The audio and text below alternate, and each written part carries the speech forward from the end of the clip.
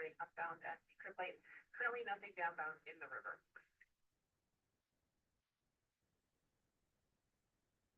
Roger, good morning.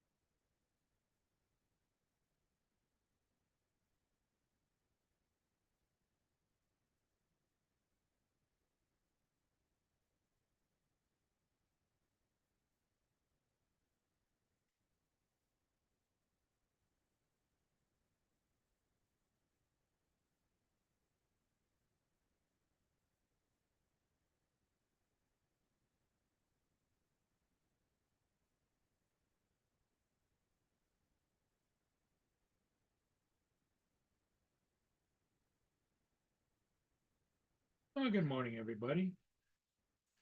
Hey, Mr. Skyfly, good morning to you, sir. Monday morning. It's sunny here, but it is chilly. It's like 55 degrees, but it's sunny and no wind. A little bit of wind out of the north, but not bad. I went and flew this morning, and I just got done editing it and posting it. So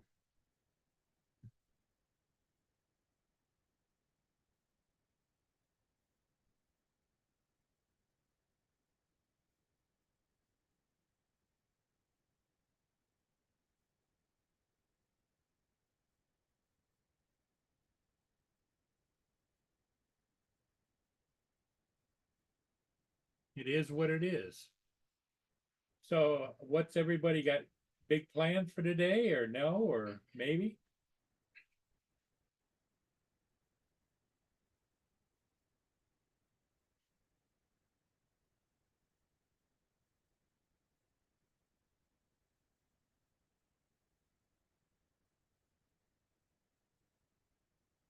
The Not a lot of ship traffic today so far.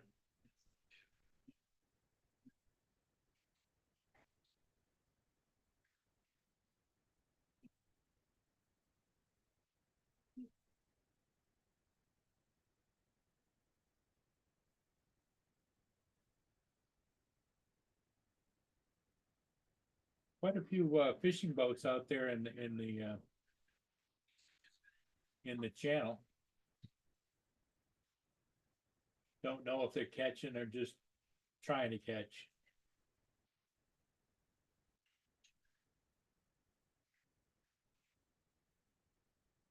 Kay Barker is out a ways,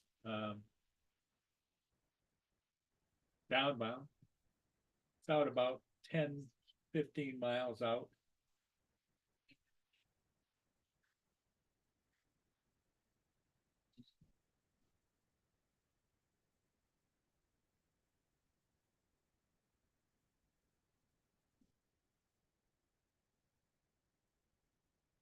So, hope everybody had a good weekend and everything went fine for everybody.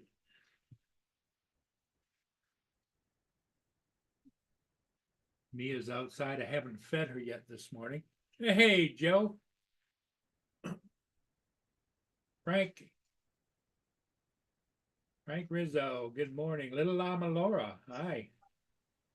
Morning, good morning. How you doing, Joe? Just waking up actually. I've been waking up off and on for about the last 2 hours. I got up at 5:45. Too early. I was up at 5:45, went back to sleep. Well, I couldn't go back to sleep, so I got up and there was a ship upbound, and I got that and came back and I edited it, posted it, so it's all up on YouTube. No, yeah, you got productive, that's good. It's an international self-loading and unloading ship by Polsteam Shipping Company.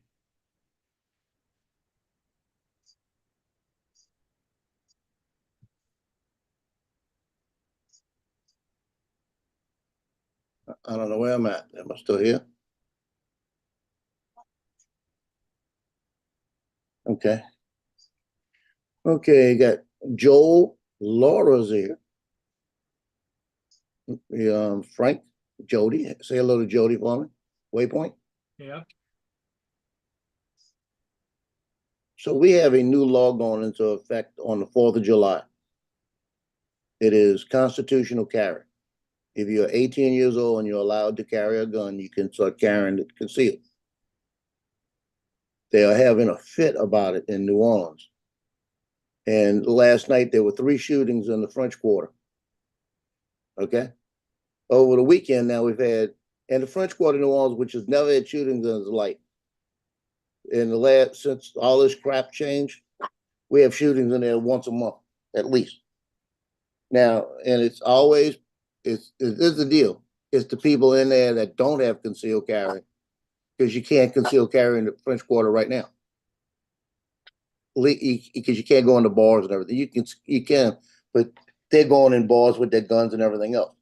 These are the people that don't have concealed carry, that don't know the law, that are criminals in the first place. And they're saying, well, the thing's going into effect. What's it gonna affect the French Quarter in 3 days now when we're having shootings already? Okay. Well, the Law-abiding bad citizens guys gonna are shoot gonna each other. automatically be bad guys in 3 days. Yeah, that's what they're saying. But you see, the bad guys are the ones doing this, not the good guys. Yeah. So why don't they shut their mouth and say, we know it's the bad guys doing it. What's going to happen is the good guys now are going to be there with their guns too. So is it going to cause a problem? And that's what they're saying. I'm going to give you away. I'm bringing you going to the pound today. I'm bringing you to the dog. Calling the dog catcher, come get you. No, you're going. I've had you long enough. You gotta go. He knows better than that. You gotta go. Come on, you ready to go? You ready to go to the pound? I'm gonna give you away. He's looking at me like, what are you talking about? Yeah, that's it. You need a treat? You want a treat? Did you make a poop? Okay, he wants a treat. Hey, watch the other one speak for him. Hey, Cleo, you need a treat too? Huh? You need a treat? She's just sitting over there she's being quiet like she's a perfect dog. A little crazy there.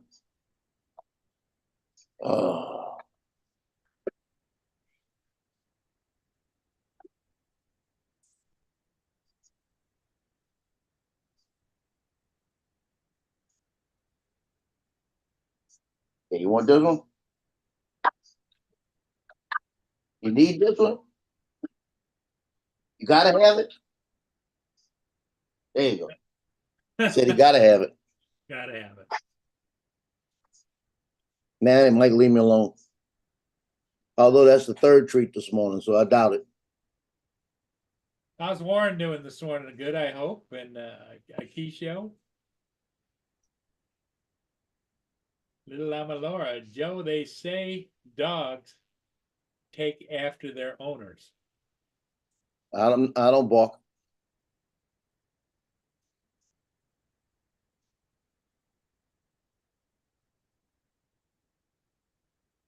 Shoot, if there were cats that just make tacos.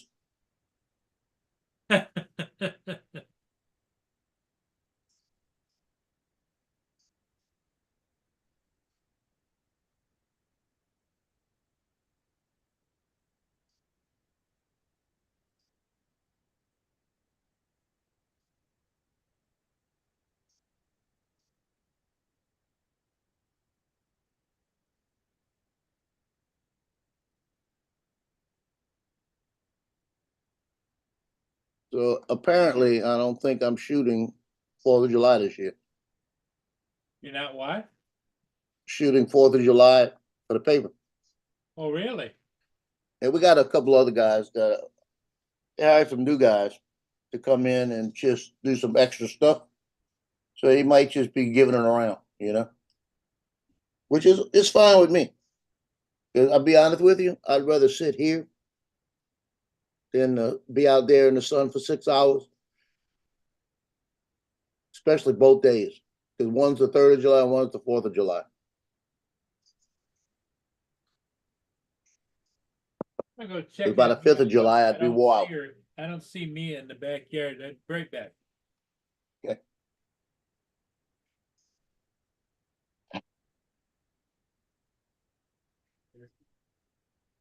Here's my-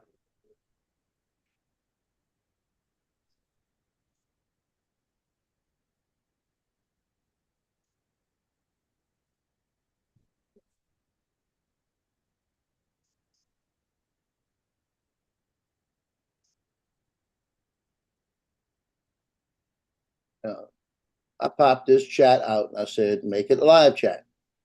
I popped it out. It came out here now. It says top chat. Stupid. Technology, stupid.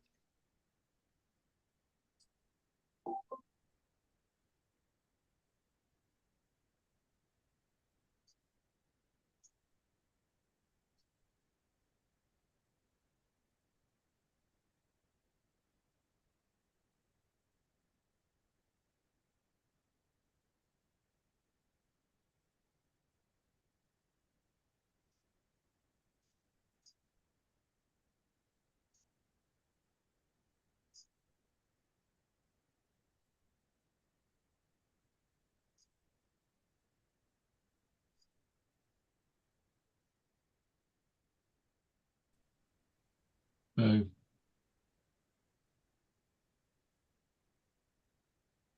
You find it? What's that? Oh, I thought that was Paul came back. I'm doing something else. I wasn't looking. What's up, David?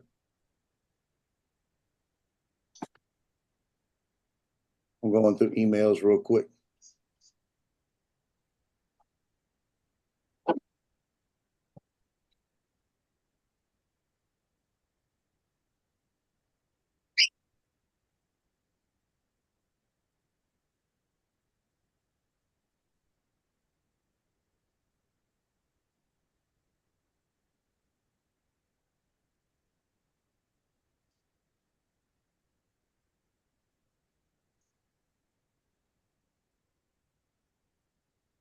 He said he couldn't find Mia in the backyard. He's going to look. Indeed.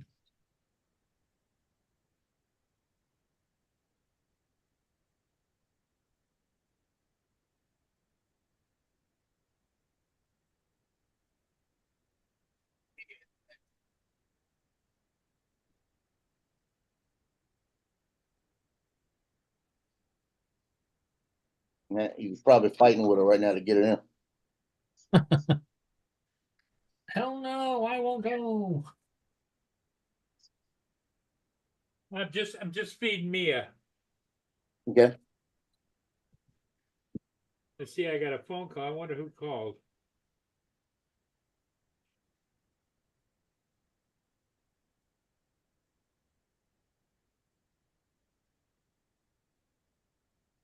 Yeah, it's a junk call.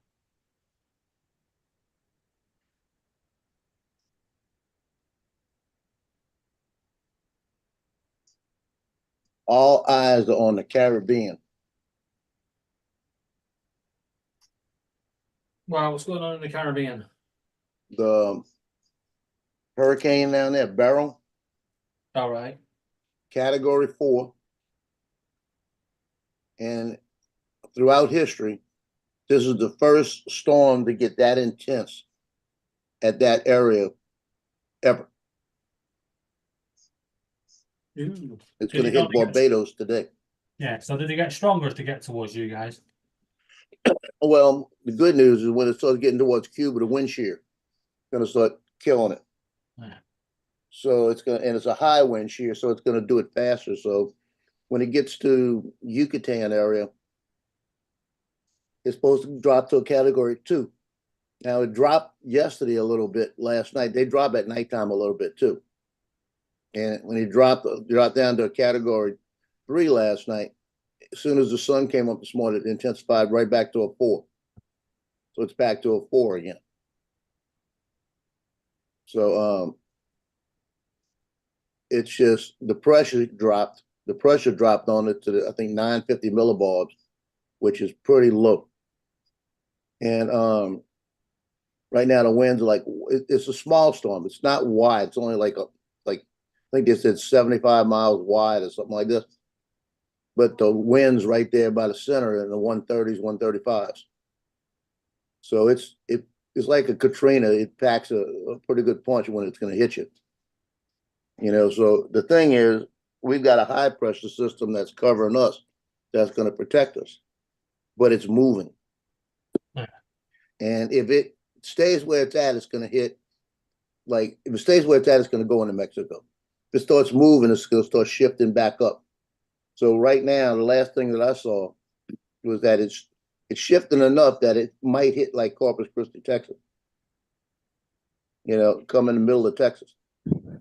Shifts a little bit more, and they said if it shifts a little bit more, it may come in around the Louisiana, Texas border, which that not good for us, you know, because they'll be pushing to be the same thing that storm did down, and actually this storm maybe be worse if the winds come in like it did for this thing the other day. That was 700 miles away from us. It flooded the lakefront. So it could, and that was only tropical storm type of winds. So it was like, I don't know. But we're talking about 10 days from now. We'll find out. Can't stop it. Let's put it that way. It's going to happen if it's going to happen. All I know is I got all my hurricane stuff right. So I've got food and water, and I've got power banks I'll be charging up next week to make sure I got all my power banks charged up to be able to at least run a fan if I lose my electricity. The good news is if I do lose electricity, I'm on the grid with the hospital. So they get us back up fast. We're like priority.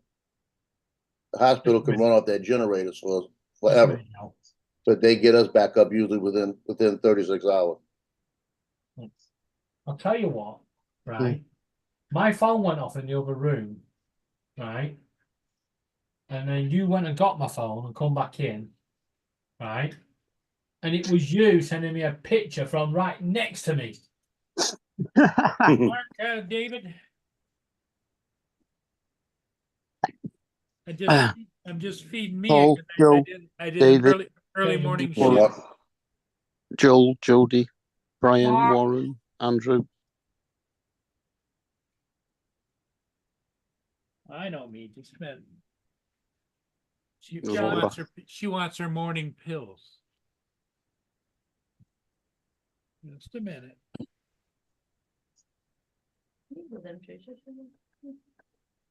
You did say hello. David, how are you doing?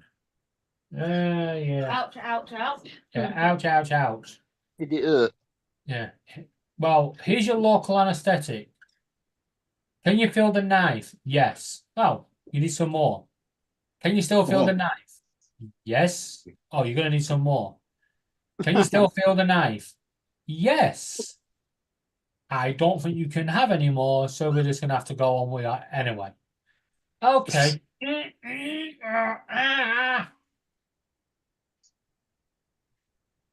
So what was the prognosis when they were done? Anything, or is it just No, it's got to go for Testing? for labs for tests. okay?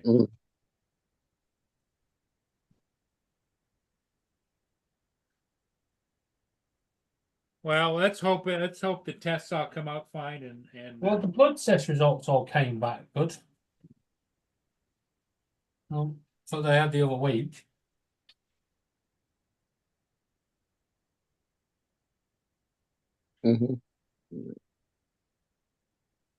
Oh, that's good. Well, kind of not, because Except for the fact that he doesn't tell them what's going on. yeah, now it's like you've got a serious rash and it keeps coming back and coming and going and coming and going. We don't know what it is. I know what it is. It's a skin rash. And I know the cure. Just take the fucking leg off. It's all right. The nurse that was helping the surgeon. God, she was a moody bitch. All I said to her, I went, "Yeah, I know what you're doing." I went, "You're just amputating my leg bit by bit." Yeah. And she went, "We do not do that." Yeah. The surgeon was pissing her sides laughing. It was like, well, don't let me make any fun out of this while it's hurting me, will you? Yeah. But the good news is, when I got to the bus stop, the local anaesthetic kicked in. Oh, finally. It's better late than never, I suppose. I mean, it wore off by the time I got off the bus, but at least it came. Well, that's one way to look at it. Well, I mean, it doesn't happen instantaneously. They should have waited a while after giving it you before they did it. No, she was pretty much. She said sharp scratch, which was more like a stab, and then she, can you feel the knife? Yes. Went, okay, another sharp scratch. No, that was another stab, and then the third one was like, yes, I can still feel the knife. Then she said, we're just gonna have to go with it. She didn't hang around. But they are short staffed because of the striking doctors. Yeah. They cancelled 40 appointments, and I was one of the 40 they kept. Oh dear. Oh, good for you, I suppose. But yeah. Well, yeah, it means the classing me as a higher priority. Yeah.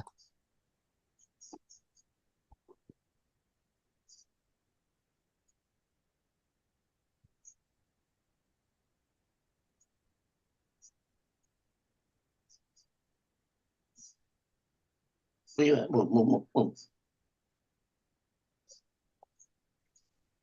I'm back. Oh, Lord. I was thinking. Hi, Laura. It's raining in Manchester. Cloudy here.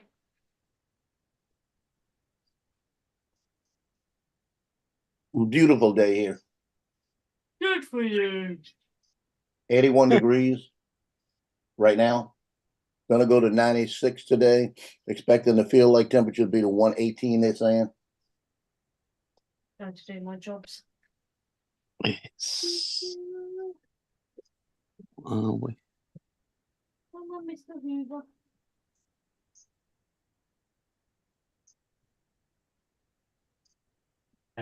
Thir 13 degrees.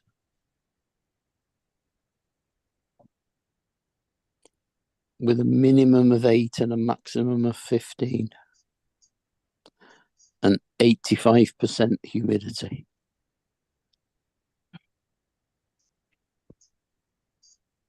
So it looks like the 4th of July and the 3rd of July, those two events that I usually shoot every year, I'm not doing. They finally realized that I shoot it, and so does the Advocate, two different groups, but it's the same group. So they pay us double to do it. So the Advocate's probably telling the farmer, we're going to cover it this year, don't worry about it.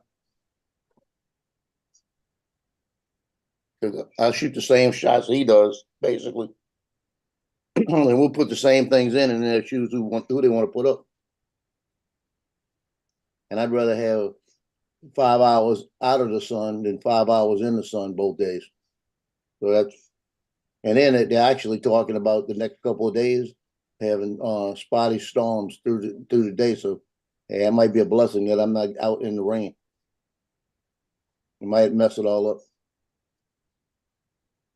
But I'll get to shoot the fireworks on the 4th of July. I'll go out at nighttime right before sunset, and they do it right there on the river by Madisonville, and I'll get the drone up and get the fireworks. I'll do it different this year. Last year, I had one battery, and the time that it was supposed to go up, I had the drone up in the air, and they ran 40 minutes late, so I didn't get to shoot any. So I had to get the drone back down.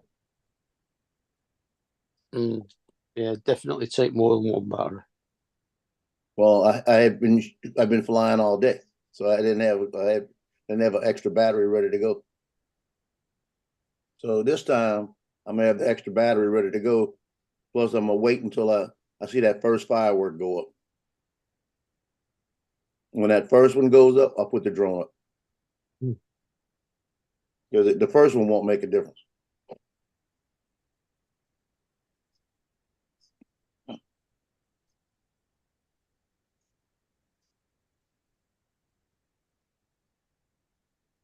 But I got good footage at twilight last year, right when it was supposed to go up. I've got the river with all the boats and all of that, and it looked pretty cool.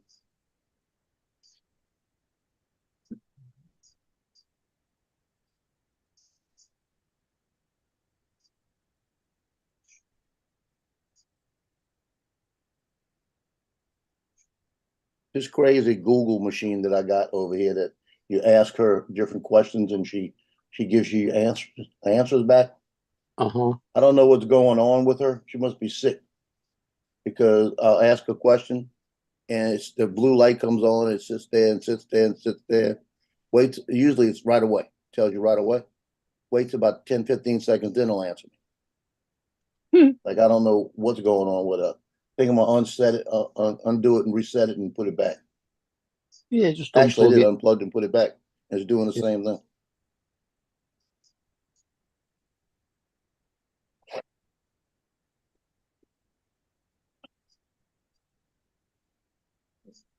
Maybe it needs to update.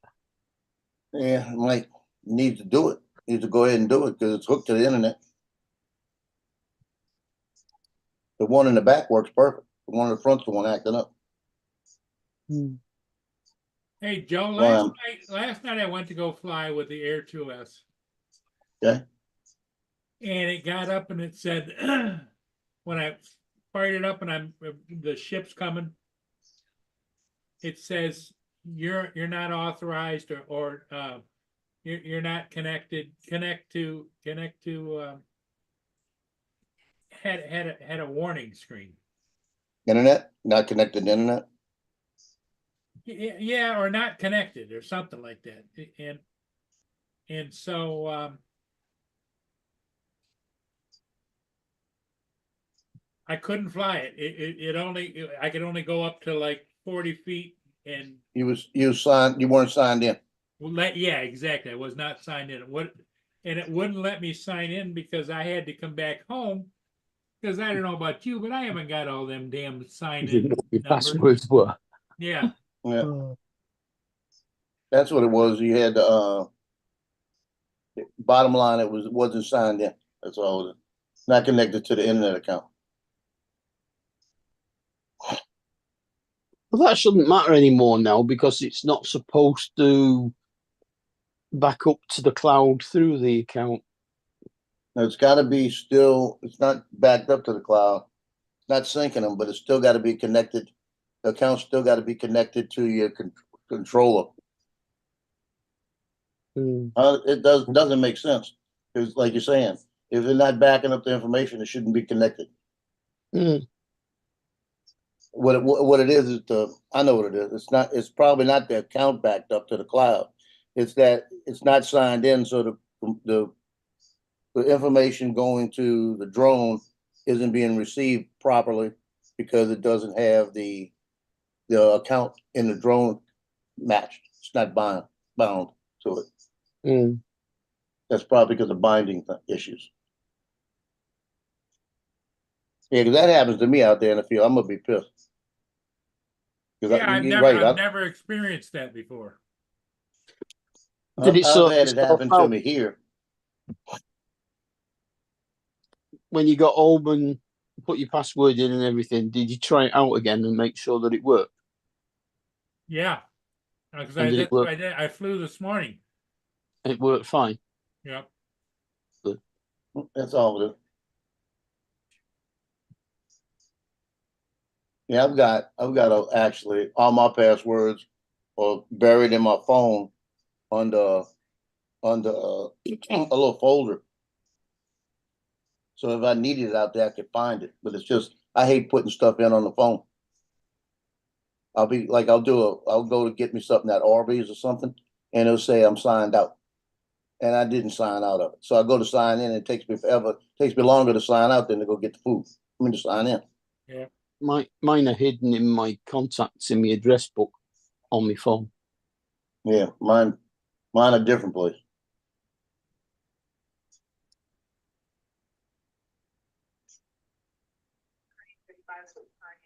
Try the Marina on Channel 6. But that way I have them with me in case. And in case something happens, I don't have them written down and I have them written down in there. If something happens, I've got them on different computers in the same space. So I could at least get them back and print them if I needed to. But most of the important ones, things that I need, I always use the same password for so that I don't forget. Well, I use the same form of password. It's all got, it's like when I worked EMS, you started out your report like 34-year-old white male found certain way, alert and oriented ×4. You always did the same stuff. Yeah. So like I was told by a paramedic one time when I first started, he said, start like this and then say what you found and what you did and do it that way every time. So that if you decide to go out drinking with us the night before and you don't get in till that morning and you go straight to work, you can do it. Because you do it all the time. He made sense when he said that. You could do it because you did it all the time. Yeah. It was so repetition that, I mean, and I used to pick up a lot of patients, the same patients all the time that were going to like dialysis and things. And it got to be about 4 or 5 of the patients. I had picked them up so many times that when we get the call for the house, they didn't give you the patient name, they just give you the house. As soon as they give you the house, and if I wasn't driving, I'd get the report and start writing the report. And I'd fill in all the information, including their Medicaid numbers and everything else. It was all up here. It was all in the head. And one of my partners one time said, how do you know all of that? I said, I've been doing it for 3 years with them. I know the patient. I'd have all the information and I'd have certain found in a wheelchair like this. And I'd get to the point, alert and oriented times, I'd leave it alone. Stop right there, And then I get there, start talking to her, get in the unit, and then I'll put in it ×4, and then I keep going. But I'd get it up to the point where I needed to see the patient. But you're right. But I got a certain form, that a certain way I do it, and it all starts the same way. Yeah, the And only then thing it's just- that annoys is the ones that want you to put a special character in as well as numbers and letters. Well, I have a special character and numbers and letters and all of that in that certain way. Yeah. It's just I just got to remember when whatever it is, the way I did it. Yeah. Most of the time, I'm pretty good.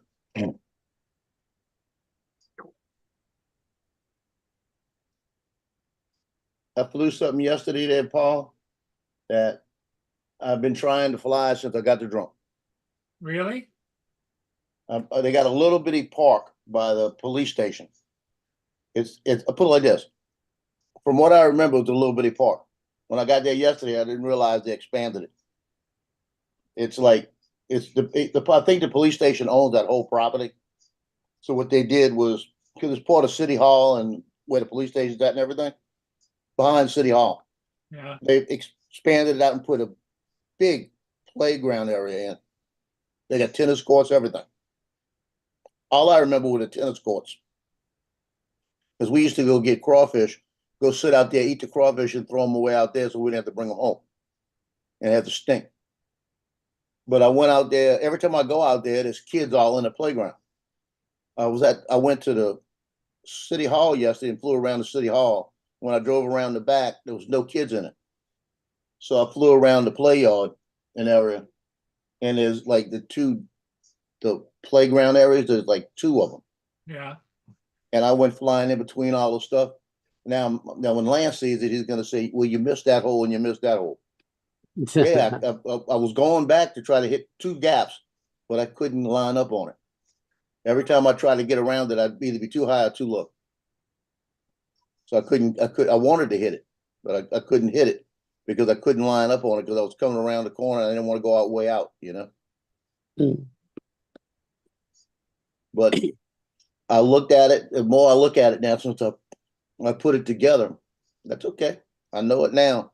If I go out there and there's nobody out there, I know some gaps I'm gonna be going through. Little bitty ones. And then on the way back, I found a tunnel they had where kids go through. I didn't even see it. I didn't even see it until I saw it on the video. Mm. I could have went through that too. It was a long log tunnel type thing. But it came out pretty nice. It's one of those little short 3-minute videos, you know, 1-shot thing. And then I got that one and went out today.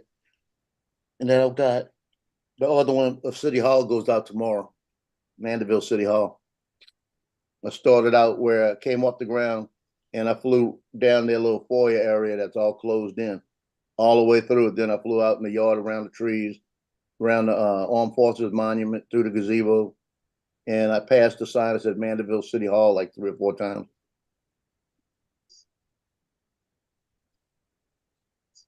But it was like, see, that's what I like with the Avata too.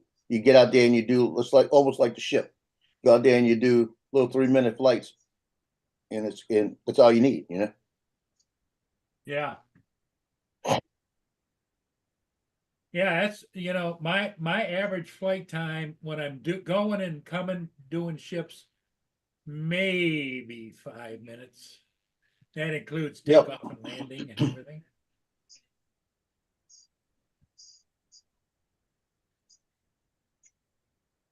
I just keep rotating the batteries. So we're supposed to have a nice day today, possible storms later. We're getting afternoon thunderstorm things now. And then tomorrow is supposed to be a little more stormy. But then this is the thing, the 3rd, the day they're doing the celebration out on lakefront, it's supposed to be pretty stormy. Really? So it's a good possibility. It's a blessing that I'm not going out there.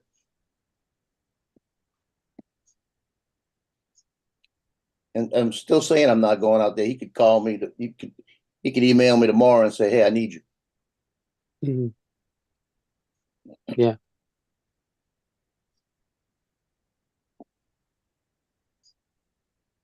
Just pitching peanuts. Yep. Okay. But You gotta go out and do some of it anyway, just in case. well, I've thought about it. You see, the problem is, I got a parking space when I'm assigned to them. I call them, and they'll make me a parking space Right. because they get my name too. Okay. Right now, they got somebody else's name. That's his parking space. The other Yeah. problem is if I want to park out there, the only way I'm gonna get out there to park out there and to have a place to park is if I park out there tonight and have my son drop me off. You know, Joe, I think we've I'll put it this way: they got so many no parking signs that'll be up tomorrow, up in that area and roped off. Starting tomorrow because they're starting to bring all the vendors in, and and in the park in the neighborhood, you could be parking 2 or 3 blocks away and walking. Mm. Because they do that too with the little side streets. They're so narrow. They put signs up: no parking, no parking, no parking. All my little critters are gonna put me in the poorhouse. Well, I'm thinking, Paul, Yeah. me and Joe should get together and design you a little device so you can put all the peanuts in thing, and then when you need to put some out, it just catapults the whole cupful onto the driveway. Cupful? You just pull a What the hell are string. you talking about? I throw it out by the handfuls. Yeah, I'd give them less than that. Yeah, that's what I mean. Just flick a pan of peanuts. I go through about $125 or $130 worth of peanuts every 2 weeks. Well, I got a question. This way, How Paul. many squirrels you have? right now I'm looking at 12, plus I'm looking at 4 chipmunks. We got 16. Yeah, but I'd Well, they're take, coming and I'd going take, all the time, so they're different ones. There's browns, grays. Yeah. Brown and gray. I'd measure them suckers out to 50 peanuts and throw them out. That's it. That's all you get. Here comes Donald. I still reckon the pan idea would be great because we could have it like different strengths. So if someone neighbours walking past that you don't like, you can have them where it fires straight across the pavement and hit them. Oops, sorry. I bet Donald has a lot of squirrels he feeds too. I don't have any trees, so I don't have a lot of squirrels that I feed. But I was on the road. I would just left a client from a shoot today, and I thought, hey, I'm right next to the place that I was talking about yesterday, Castle Rock. That's the rock I used to jump off of when I was a kid. Oh, cool. So So, If you- are you there gonna relive the moment or what? Yeah, right. So you can see it's just a small little creek, not super deep, and that is a tall rock. So You not put the drone up? I don't have the drone with me. I wasn't intending on flying at the client because they're too close to the airport. All So right. I didn't bring it. And I didn't intend on stopping here. I had the phone open. Well, see, you didn't Realized, I'm driving right by. Donald, you didn't follow through because I Good hope since not. you were training as for cliff diving, I don't see you like in Hawaii doing cliff dives and all that stuff. Oh no, I don't think I would dive off anything that big, but who knows? If I had just shown a little more ambition and start jumping off bigger and bigger rocks, Yeah, who knows where I would be right now. that's right. Following through in a nappy somewhere. Donald could be a famous cliff diver. Probably stuck in a hospital bed is where I'd be. That's what I said. Following through in a nappy somewhere. Yeah. I'm looking to see if I can And see when- any fish in here. And when you were younger, that rock was a lot taller, No, it's about as big as I remember. huh? Thing about it is nobody in town, if you ask people, they don't know this rock, they don't know this exists. And where we're at here used to be like one of the biggest parks in the area. In fact, the historical photo I showed yesterday had a covered wagon parked right over here. But and all those trees used to, of course, not be there back in the day. Well, Donald, it- don't you think it's a sign of the times of the fact that kids today don't go out and explore the wilderness like we used to? Yeah, I would say that. I would be very surprised if this bank and stuff here does not look like anybody. There's a path down here. I think people probably come down here and sit and hang out and maybe fish. But as grown over as this is, I don't think kids are coming down here to swim or anything. No. But And it might be a just good back idea in the that day, they're not coming out. It got hot. What'd you do? You ran down to the creek. It didn't matter what creek, closest creek. But it might be that, pollution, people scared of pollution, and although it's probably cleaner now than it was when I was a kid. Yeah, but But- it might be a good idea that the kids are not out doing what we used to do. Yeah, because Because every couple of weeks, the fire brigade were coming to collect us out of a tree. Yeah. You used to be a tree hugger? All right. No, Mark might know what I'm on about. We used to go cheggying. What? Cheggying. Getting conkers. Conkers. Horse chestnuts. No clue. Not a clue. Right. You've never played conkers where you drill a hole in a conker and you put a shoelace through it and you whack your friends. No. Nope. We used Right, to well- take BB guns and shoot each other. No, Yeah, you but- didn't hit the friend. You had to hit your friend's conker. Yeah, you held had the to. one up, and then you had to hit Sound like one marbles. with the other. Yeah, and you would And the one who deliberately miss and hit them on the knuckles. The one that Okay, so this is broke kind of like lost. marbles. It's similar to marbles. That's what No, it sounds like. Well, not quite. no. You'd That's have to. why- You'd have that's to why I watch said somebody similar. doing it.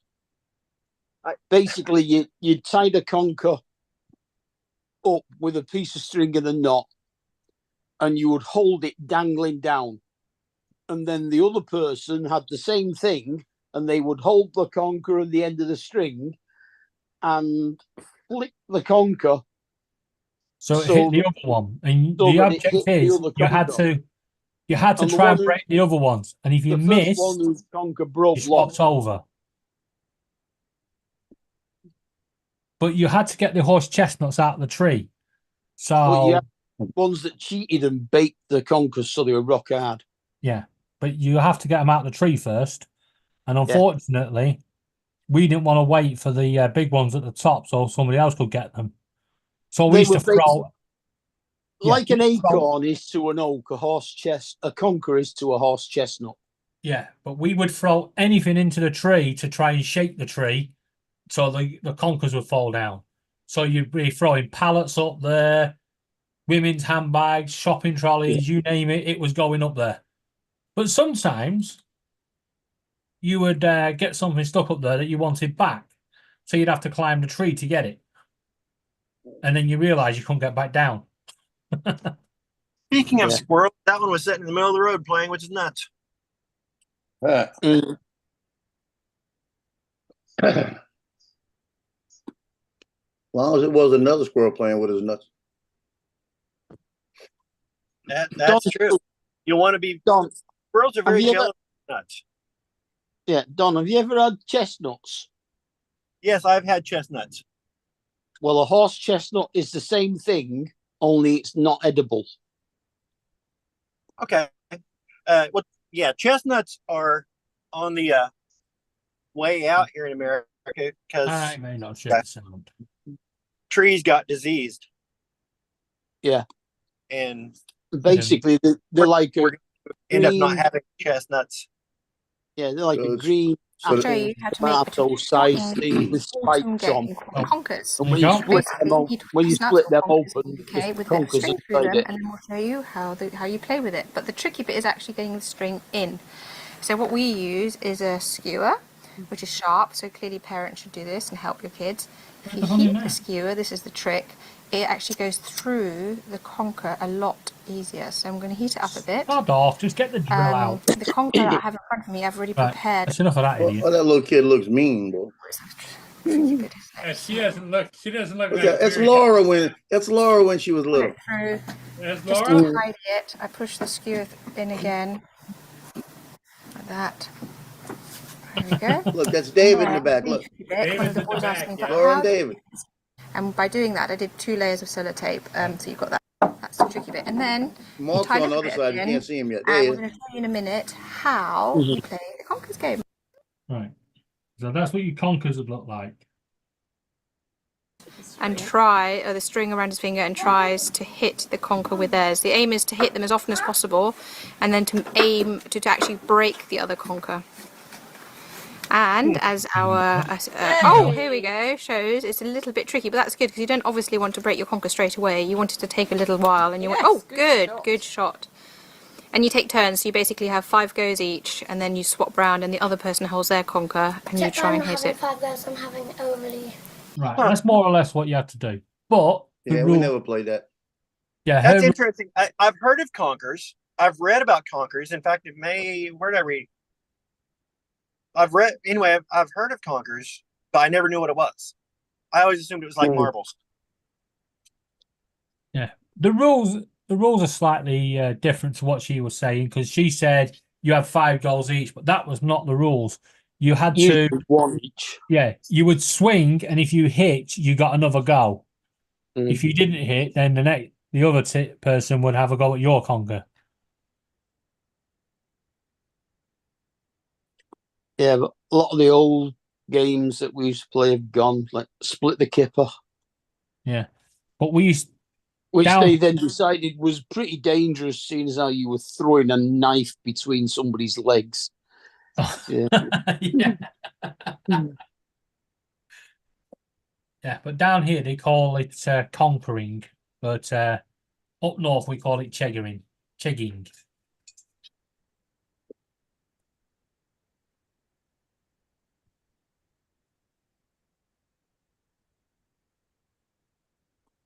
And we used to call marbles alleys. Yeah. Yep, never played that game. That wasn't something that made it over here to you, at least to my section of the Midwest or to the U.S.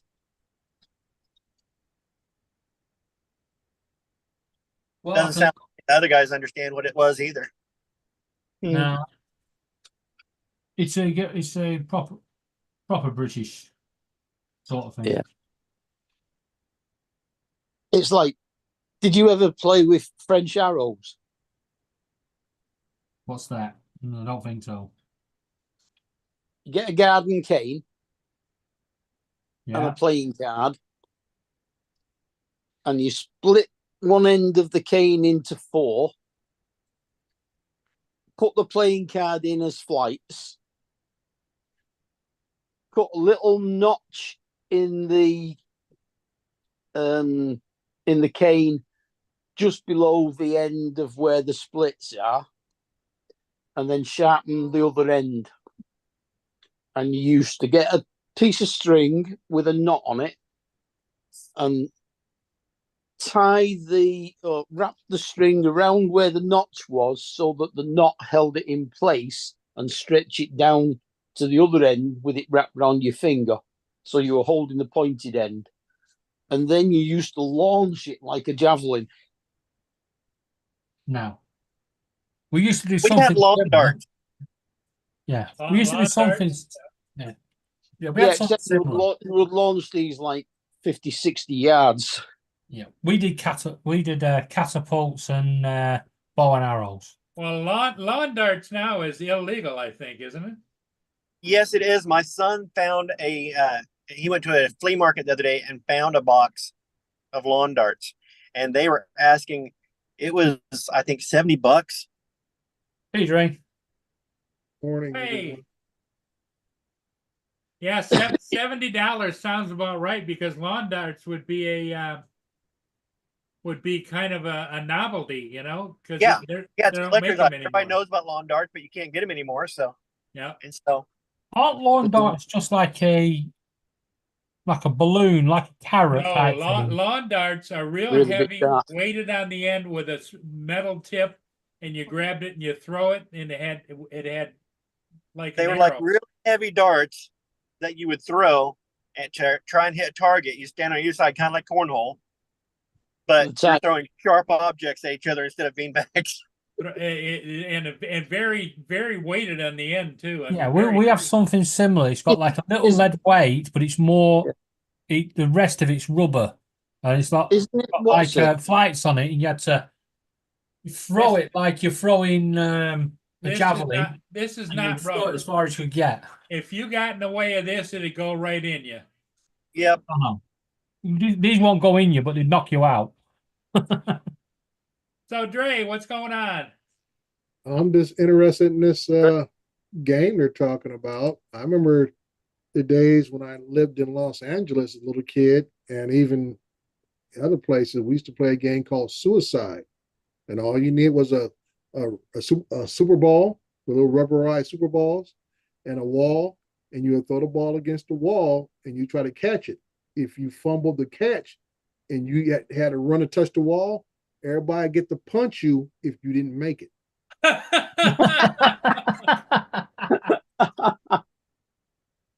See, the good old games, you know, like you remember Den to Those are the Den. good old games because they taught you catching skills, running skills, dodging skills, all the Punching things. skills. How to avoid punches. Yeah. That's Yeah. it. Know how to Did you bob ever and play weave Den to Den, and Mark? touch that It wall. taught you how to duck and roll. Bob That's and it. weave, yep. Bob Yeah. and weave and run for that wall. Touch Yeah. it and you're safe. You get back out there, somebody throw the ball against the wall and somebody try to catch it and they fumble the catch. If you're in the back of the pile, that's it. Now, Yeah, from how far away from the wall were you throwing the ball? Usually we stand back about maybe 20, 30 feet from the wall. And I see remember the old Super Balls, they bounce off real quick. Oh, they bounce like hell, yeah. Yeah. So that ball's coming off that wall real fast, and you brave enough to try to catch it. Most people would jump out the way of it so they wouldn't have to catch it. And you better hope So- the smooth wall, because any imperfection is going to cause it to go off at a wonky angle. Yeah. Yeah. But we used to play something similar with two versions of Den to Den. One where we used to use lampposts. So you go from one lamppost to another lamppost, and you'd have one person in the middle at the start, and then the crowd would run. And if they tagged the people in the middle, if they tagged you, you had to join them in the middle, and then the last person, left would win. But we also used to play with tennis balls. So you would all set off, and the person in the middle would have a tennis ball, and they would launch it at you. Mm-hmm. Yeah. Now, we had a version of a game I remember playing in junior high school. This was actually authorized PE in junior high school, and we used to call it bombardment. And you would divide the class up in half inside the gym, and you have it'll start off with one volleyball and go from there. And you had to try to hit the other people on the other side of the gym crosswise and until down to the last person. And every so often during the game, the teacher would add another ball in. So at some point you would have up to 4 volleyballs flying back and forth trying to hit the opposing players. So you got down to the last one-on-one player. Crikey, that bolt sheet is way down in the middle, isn't it? Oh, the volleyball? No. No, the ball, Volleyballs behind are, ball. they not as heavy as a basketball, but like I say, Volleyballs aren't heavy. yeah, they're not real heavy, but they can you get popped upside sting. the board with one, you'll know it. Yeah, it sting. We used Yeah. to when I was in junior high, they switched me over to catcher. They wanted me to play catcher 1 year, actually in high school. So I didn't want to do it. I'd rather stay out at third base or shortstop. I was better off there. But And what's that the ship coach said, carrying? "No, you're going to be a catcher this year. I need you back there." So the way he taught me, he put me 6 feet from the wall, where I was facing the wall, and he was on the other side throwing a super ball into the wall, and I had Mhm. to catch it coming off the wall. Yeah. And I tell you what, that thing, if you didn't catch it, you felt it. Mhm. Even with all the gear on, it'd slap you upside the neck or something like this. It got to Yeah. the point where none of them hit me anymore. You picked up your reflexes fast. He made me do that for a half hour every day, where somebody Yeah. stand by me throwing. They just throw it. I'd hear. I wouldn't even. I'll see something black jump off the wall and I have to grab it. Yeah. That reminds me of when I played baseball, Colt League age, which is usually between 13 or 14 up to 15. And we used to have batting practice with popcorn seeds. Yeah, And that drill made me a better hitter than anything else. But you got somebody throwing popcorn seeds at you, and you're trying to hit it with the bat, doing like quarter, half swings, making Yeah. contact. But your hand and eye coordination got so Mhm. sharp trying to hit that little popcorn seed. And that's stuff. right. Yeah, the way they used to do it, they don't do all that crap anymore. Now they try to be No. scientific. Mhm. Yeah, But that so made- David, First time David, I've do ever not heard talk about anybody lamp call poles. a kernel of corn a popcorn seed. Yeah, David, Yeah. don't talk about lamp poles, because every time I see a lamp pole, I get nervous because I crashed out of Nevada in the one. Remember? PTSD. Mark, Yeah, did you ever play foot dodgeball with the medicine balls? So we don't God. play with medicine balls. We have Balls the, are not made for kicking. we have the large rubberized balls. Oh, we found that out. If we ever piss the teacher off, he says, "Right, you're playing foot dodgeball," and then the person that kicked the ball was like hobbling away, and the person that got hit with it is like freaking down on the floor. It's like there's one way of taking everybody out. Luxury. When I was a kid, they used rocks. Yeah, Oh, rock fights with old. Rocks, you were lucky. Yeah, like rock I said, fights. we're Daisy Red Riders. What you talking about? Yeah. Rock fights, slingshot fights, stuff. Couple kids as Don would say, couple kids on the other side of the creek, throwing rocks at kids on the other side of the creek. Yeah. We used to get the Daisy Red Riders out and shoot each other. Those suckers hurt, boy, when they hit you in the jaw. BB guns. We used to have a game years and years ago that I think was a South American game originally. Highlight. And it was played as a sport in South America, where you had like a hooked There's God, a hook basket on your hand. It's highlight. like that. Yeah. And you used to catch the ball in it and then throw it against the wall using it so that it flew out because it was curved slightly Yep. and it Highlight. accelerated it.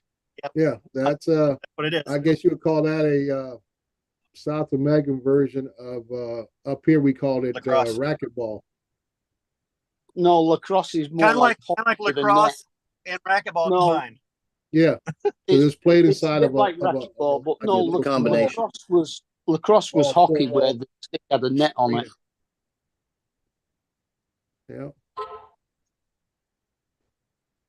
I can't Yeah, believe you and- guys shot each other with BB guns. We played Man, We used around lacrosse. to here- do that all the time. Around here, we use shotguns. That's because you got the Hatfields and the Little McCoys salt up rock there. to What make you it talking itch, about? huh, Don? Hey, I am from that part of the country where you had feuds. Yeah. We used to play another thing called cable ball.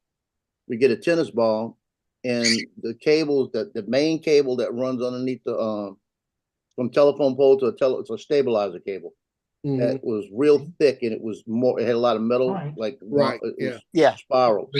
And we get there and the rule was the person would throw it and try to hit the cable. If he hit the cable and you couldn't catch the ball, it was a home run.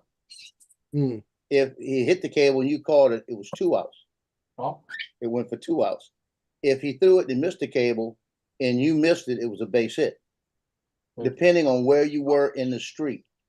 Mhm. If certain areas of the street was a base hit, a single, a double, a triple. And if he Isn't threw it it and amazing you couldn't catch how- it, yeah, you couldn't catch it and it went on the other side of the street over the curb, that was automatically an out. Mm. And we used to play this thing, the guy across the street. We played one night, we started 8 o'clock at night, stopped at 2 a.m. because we were still tired. And we looked at each other, went to bed, got up the next morning, started again. Let's go. It's amazing. Get a group of kids together and they'll come up with a game, and that will be the game to play for a while. We had one where you basically had a strike zone, and we'd ride our bikes back and forth, and the other kids would take frisbees, and they had to hit you in a certain strike Yeah. zone. Hmm. And so we're going along, and you're having to play basically dodge on your bike. You're riding, and you're ducking and moving, popping wheelies, just trying to avoid that frisbee whacking you. You get kids together with anything or nothing, they'll find something to create a game out of. Well, they I used to. I grew up in the Evel Knievel days. So I had a Nowadays, 3-speed nowadays spider it is, bike. where's the on-off switch? No, Yeah. nowadays it's the same thing. Kids have that stuff, but if They you don't took do it it. away, kids are going to create something. They're going to create some sort of competition. Well, like I said, they have so many alternatives today that they choose the lesser. Yeah. They Yeah. rather stay in the house, don't go outside, don't get hot, don't get sweaty, and they'll sit there and play console games or whatever else on computers, tablets, and everything else before they'll go outside and try to invent something. I mean, we Well, used when- to ride bikes everywhere in places where you remember- really shouldn't ride bikes, but Yeah. It was, I had it was before I was 16. It was like probably when I was 13. It was like get on the bike and ride 3 miles to the public library downtown, get a book, then ride back almost to my house, but at a diagonal, and hit a park nearby, sit around and read for a couple hours because I got a book from the library, then ride home, drop the book off, and then head in the opposite direction on the bike and go about the same distance the opposite direction. My parents had no idea where we were. Yeah. I mean, we used to ride road racing bikes and normal street bikes where people won't even ride mountain bikes nowadays. You know, I can find those bikes. All the good Bicycles are, bikes. nowadays, bicycles are supposed to be electric. Yeah. Like I said, no effort. You know, those electric bikes do look fun. Oh yeah, I mean they have their place. No And, doubt and about for that. But old farts like us that remember having the energy to ride a bicycle, mhm. those electric bikes look like a great way to relive that experience without having to I kill remember ourselves. my first real nice bike. It was a 5-speed Stingray with the sissy bar in the back. Oh, It yeah. was metallic green with the banana seat. Had the stick shifter for all the gears in the front on the middle of the frame. I think I got that in 1969. Sounds like a rally chopper. Yeah, that's what they supposed to emulate was the chopper motorcycles of the time and stuff. We called them the Stingray frame was the name of the frame of the bike, and they had a banana Yeah. seat Stingray, yeah. like the Those motorcycles. those banana seats and then those little ape Sissy hanger bar. bars. That's what made Yeah. Schwinn. Exactly the same as the rally chopper, Mhm. which is an iconic bike over Hey, here from like Stray was Yeah, it a Paul. Schwinn? the 70s, Mine and was it's now I think- fetching stupid money. If There you've you still go. got one. right There you there. Look at that. Mine was Yeah, a Huffy. you A Huffy? see that bike right Yeah, there? mine was a Huffy. That's a Western Auto Stingray bike. Three There you speeds, go. right? You see, I Joe had hit me one on of the those. head. Mine came Mhm. from Western Auto, Yeah, I had that exact bike, right? right? And I was about 10 years old, and when it was during Evil Knievel days. So we used to watch him jump all the different crap. So we decided to build some ramps to see what we could do. And Oh, we yeah. built the ramps and figured how fast we can go. When you go in full speed, you can use your knee to kick that thing into a different gear. So That you can looks just touch it with your knee and shift exactly the gears. same as the rally chopper. Yeah, we put one ramp on one side, one on the other side. We decided one Except- day that we were gonna have a except bike the- go between and have jump over. The rally And we chopper didn't had know a physics. smaller front wheel than the back wheel. Yeah, So we that didn't know like a physics. proper chopper. Yeah, So my the bike guy didn't in the have- middle caught hell when we tried to jump over him. Yeah. Yeah, but that was my bike right there. I had a 3-speed, that same color. Yeah, I didn't get I got 10-speed was the first shifting bike I got, and that was probably when I was 12. Before that, it was just a direct chain. Yeah.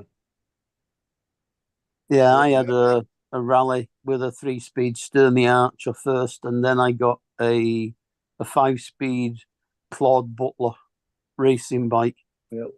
Look at that price, $49.63. Mhm. But that was big money back then. Well, I'm Oh telling yeah, you. you were talking 50 quid for a push bike, a decent push bike, Mhm. even back in the 70s and 80s. Yeah. Yep. I mean, look at them now, mountain bikes. You can pay 5,000-6,000 quid for a good mountain bike. Yep. A decent the mountain bike that I wish I still had was my Trek 800, and I love that bike. It was great. The center hub rusted out, but I could put that bike anywhere I wanted. It's a great little trail bike, and it was probably $600 back in the mid 90s, used. Yeah.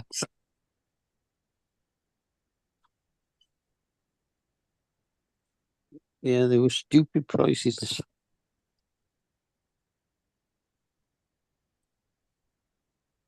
Like I say, Yeah, back in our day, it was more about letting your imagination create things for you to play. Nowadays, it's all provided.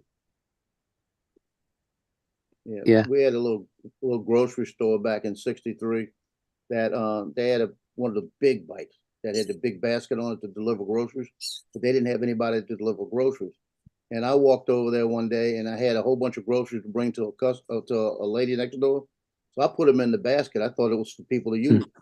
So I took the bike and drove down the street, and they saw me get the bike and take off with it, right? So they called Doris up, Miss Doris, and said, "Tell him to bring the bike back, please." like that. He didn't ask anything. And she said, why you didn't ask? I said, I thought it was for people to carry groceries that needed them. I was 8 years old, you know? Yeah. So I bring the bike back and I said, I'm sorry, I didn't realize, I would get in trouble doing it. And he says, you're not in trouble. He said, you handle that bike pretty good. You want a job? Like, I'm 8 years old, right? I said, what I do?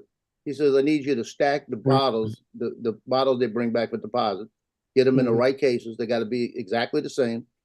And he said, and you could deliver some groceries if we need some groceries delivered, as long as it's in like in a little couple of block neighborhood, right? And I said, they said, go ask your mom if you can do it. So I went and asked my dad and my mom, and they said, sure, go ahead.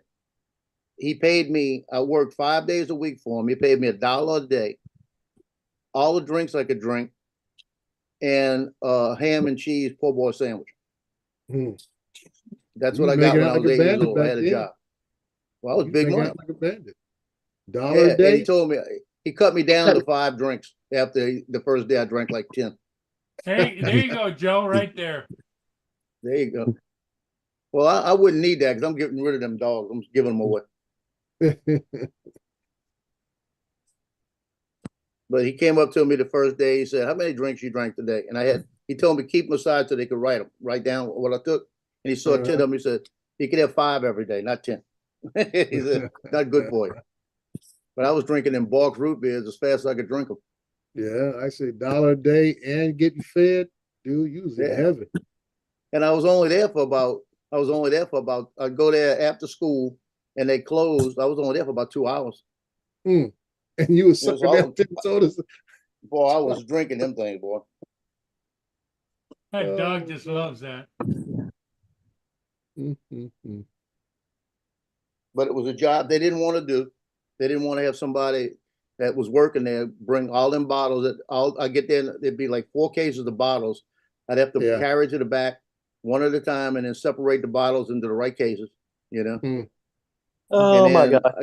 By the time I finish all of that, I'd walk up front and he'd say, ready for your sandwich? I said, sure.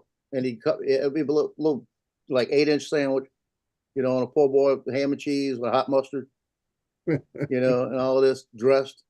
And I'd go in the back, eat my sandwich and drink another drink. You see, and when I'd leave, he'd hand me $1, you know. my neighbors are putting a pool, an above ground pool in, like a 22-foot pool.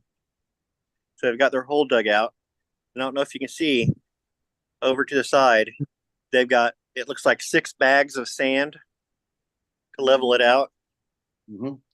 It's like, that must be magic sand. When I did mine, it took 2 truckloads. I don't know how they're going to make that 6 bags of sand stretch out over that 22-foot circle. Are they digging it out themselves? Like I said, trying to use a shortcut. Yeah, they just leveled out, or they just dug off the turf, and then they need the sand, of course, to level it out. Yeah. Those 6 bags aren't going to do any leveling. Yeah, you need a little bit more than that. It took me 2 truckloads.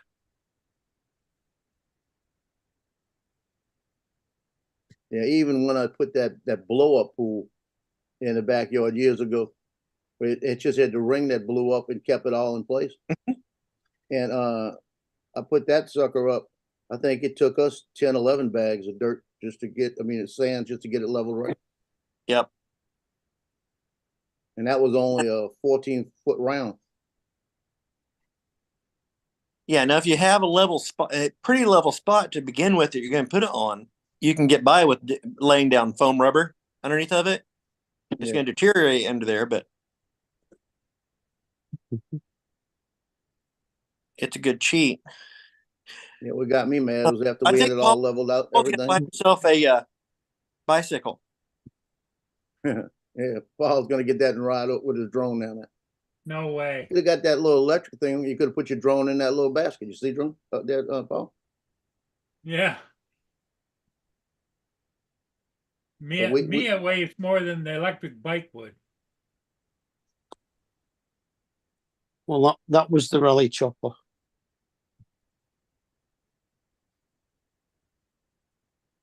Donald, Yeah, we had that. Similar to the one you had, only it has a small front wheel compared to the back one. Hey, Donald, you don't ride bikes, do you? Not anymore. I used to.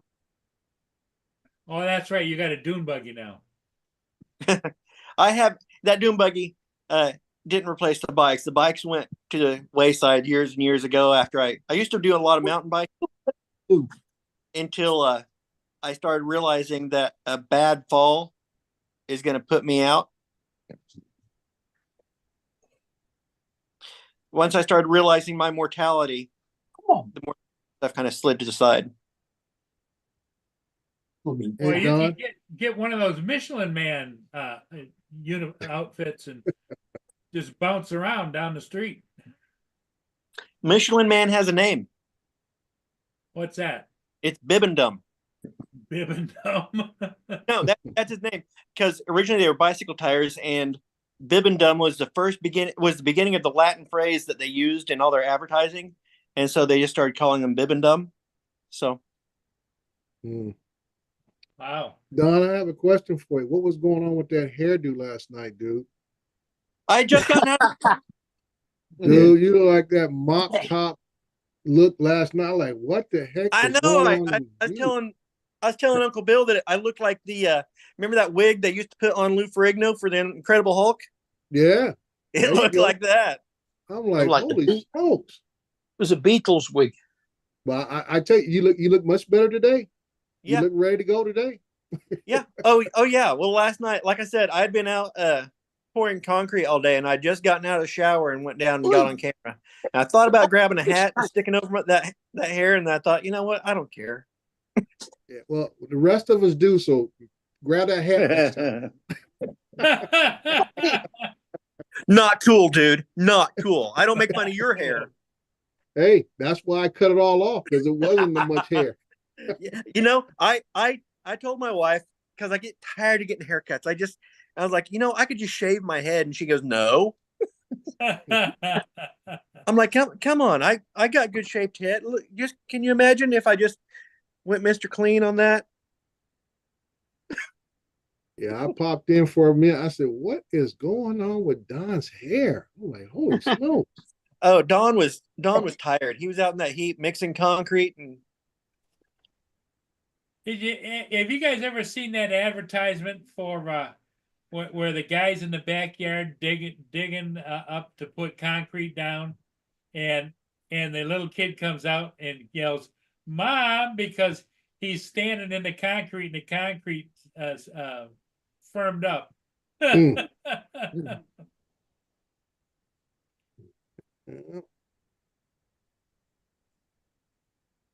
yeah, this concrete it set up too damn quick. I was cleaning up tools and stuff and came back over. I was waiting for it to firm up just a little bit, and because I was going to talk my wife into putting our handprints in it, but just be the middle finger, because this is going to be a hidden slab underneath the stairs, and we are just so tired of this. We're done with this project. I thought we can put our middle fingers in there, and she was up for it, but cleaned off the tools and kind of put shovels and stuff away. Came back, and it was too hard to put handprints into it. Were you using Quick Creek? Yeah. You're using Quick Creek, right? Yep. There you go. Yep. It's true to his name. It is. All you need to do if you want it to take longer to set is add some washing up liquid to it. Yeah, you can always add water, but then you reduce the tensile strength. Now, washing up liquid is just as good as what do they call it now? Febcrete, I think, is the commercial name for it. But washing up liquid works just as well. It makes it so that it doesn't set as quick. Yeah, well, that's all in what if you order for the plant, you can ask for a different type of setting levels or retardation, what we call it, and everything else. And just like you order how much aggregate you want mixed in it, size rock and all this kind of stuff. You want quarter, 3/4, 1 inch rock, whatever else aggregate mixed in your soup. So yeah. But this was just to pour a little footer for our stringers for our steps to land on. So It was just a Mhm. small little pad. Oh, okay. I thought you were doing everything under the stairs. No, that's just for a landing spot for the stringers to come down to Right. on it. Okay. And so I got you. Just laying a Okay. paving stone on the top of the grass would have been just as good. wouldn't be just as good. No. Wouldn't be as strong. Yeah, wouldn't be just as good. No, that would be settling. Well, and it like settles, crazy, and it settles Right. uneven, yeah. Well, Right. that depends on what you put it on. You would lay it on sand and mortar. Well, I'd have to dig it out. If I was to put paving stones out there and not want it to settle, you still have to dig it out, set your gravel down, tamp it, and then set your stones. I mean, what size are your paving stones? You can get them all different sizes. Well, yeah, I know you can get small 18-inch ones that are about an inch thick, but our standard ones that go on our footways, our footpaths, are 3 foot by 2 foot and 2.5 inches thick. Hold on, you guys have like brick sidewalks? We have paving flag sidewalks, yeah. That's before they started tarmacking them all. They were all flags. Yeah, that's Okay. one of the plans. Is we're not gonna concrete in that area. We'll probably divide off that area right there where the steps are, and Mhm. put pavers around there and make a little grill area down below. And But most that's of our, next year.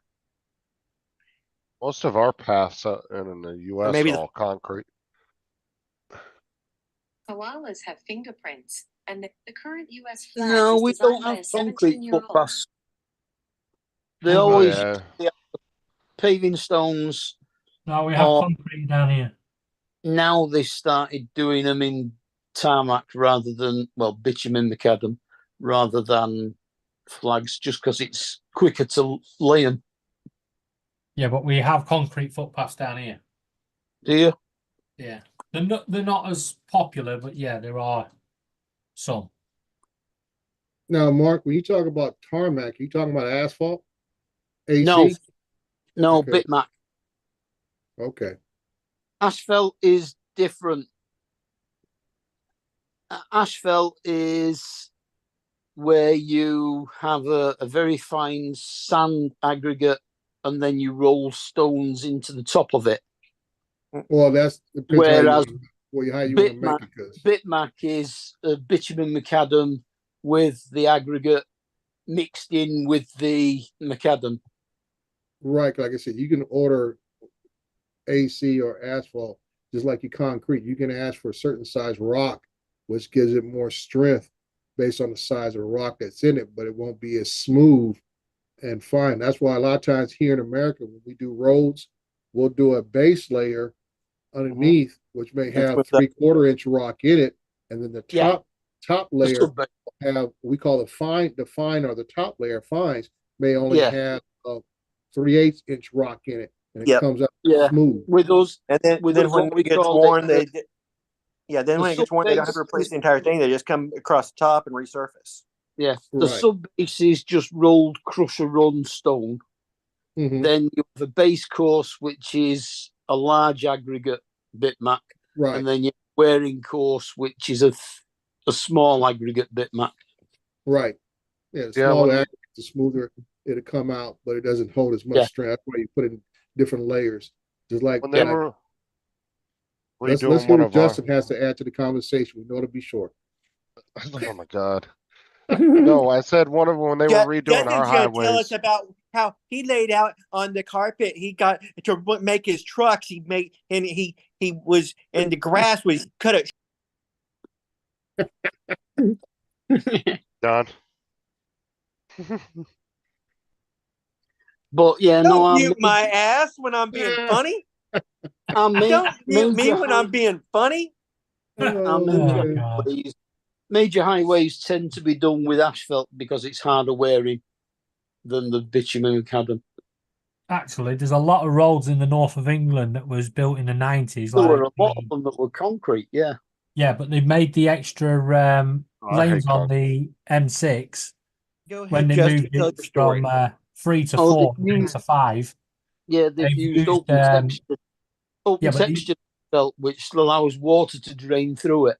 no, I was going to say what they did. They put a layer of concrete, then they did polystyrene, and then your normal road layer on top. That's going to become a problem in the next 5-10 years. Well, the polystyrene is mainly there as an expansion joint because concrete will expand at different rates on different thicknesses. Yeah, well, unfortunately, it's becoming a problem because now the roads are dipping. They've got one here in Wickford, Golden Jubilee Way, and every time they come and relay it, about 3 weeks, it's smooth, and then suddenly, where the river goes underneath, it dips because the polystyrene is absorbing too much water and it's becoming spongier, so it just dips, and then you see cars bouncing off it and scraping the hell out of the bottom. You'd think they'd have learnt, you can't just keep coming and refilling it. You're going to have to take the road back up and remove that bloody polystyrene. That sounds more like it's just erosion underneath the subgrade than anything else. It's the polystyrene that's causing the issue. Polystyrene doesn't normally soak up water. Well, it will do eventually. Well, that sounds like you guys are dealing with compaction issues more than anything else. That's why anything I used to do had to be a compaction level of at least 95 or higher. Yeah. No, it sounds to me like it's the water tables eroding the subgrade. Well, that's just what I'm saying, compaction. If you have water table issues, you have to make sure your compaction is even higher, maybe up to a 98, maybe even, you don't want to make it 100 because that'd be like, concrete on top of concrete.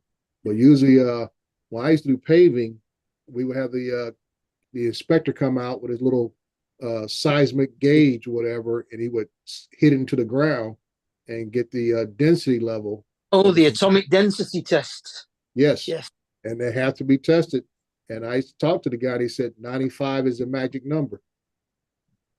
Well, whatever's going on there, it is definitely down to the polystyrene because they've done samples and they said it's turned to mush underneath. Right. And all they keep doing is they keep coming and filling the where it's dipped with more tarmac. Mm-hmm. Yeah, but all you're doing, you're adding more weight onto it. Right, you're adding more weight. The more weight you add, it's going to become worse.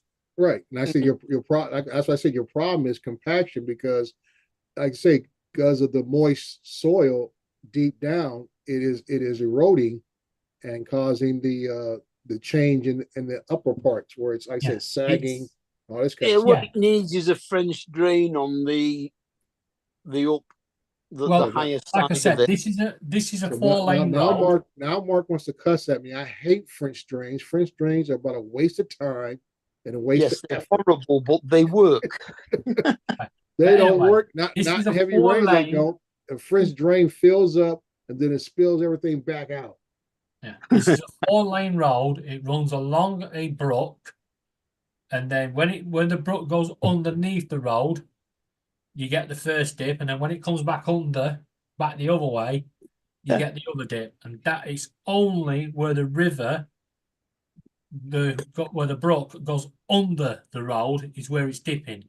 So that's where it's wearing the soil out from underneath the road. There's no soil. It's a bridge. The river is bridged over. It's like a stone bridge. Yeah. Then they put the concrete layer, and then they put the polystyrene, and they boxed it all in with brick and whatever, and then put the road surface over the top. It's the polystyrene only level with the bridges, not where the soil is. It's where the bridge is. This is my question then. Are there any drainage we call this drainage inlets on the bridge itself? I wouldn't know. Drainage inlets. You mean that's what when you have something like that, that's what you need to make sure the water has somewhere to go because it will soak into wherever it can't go.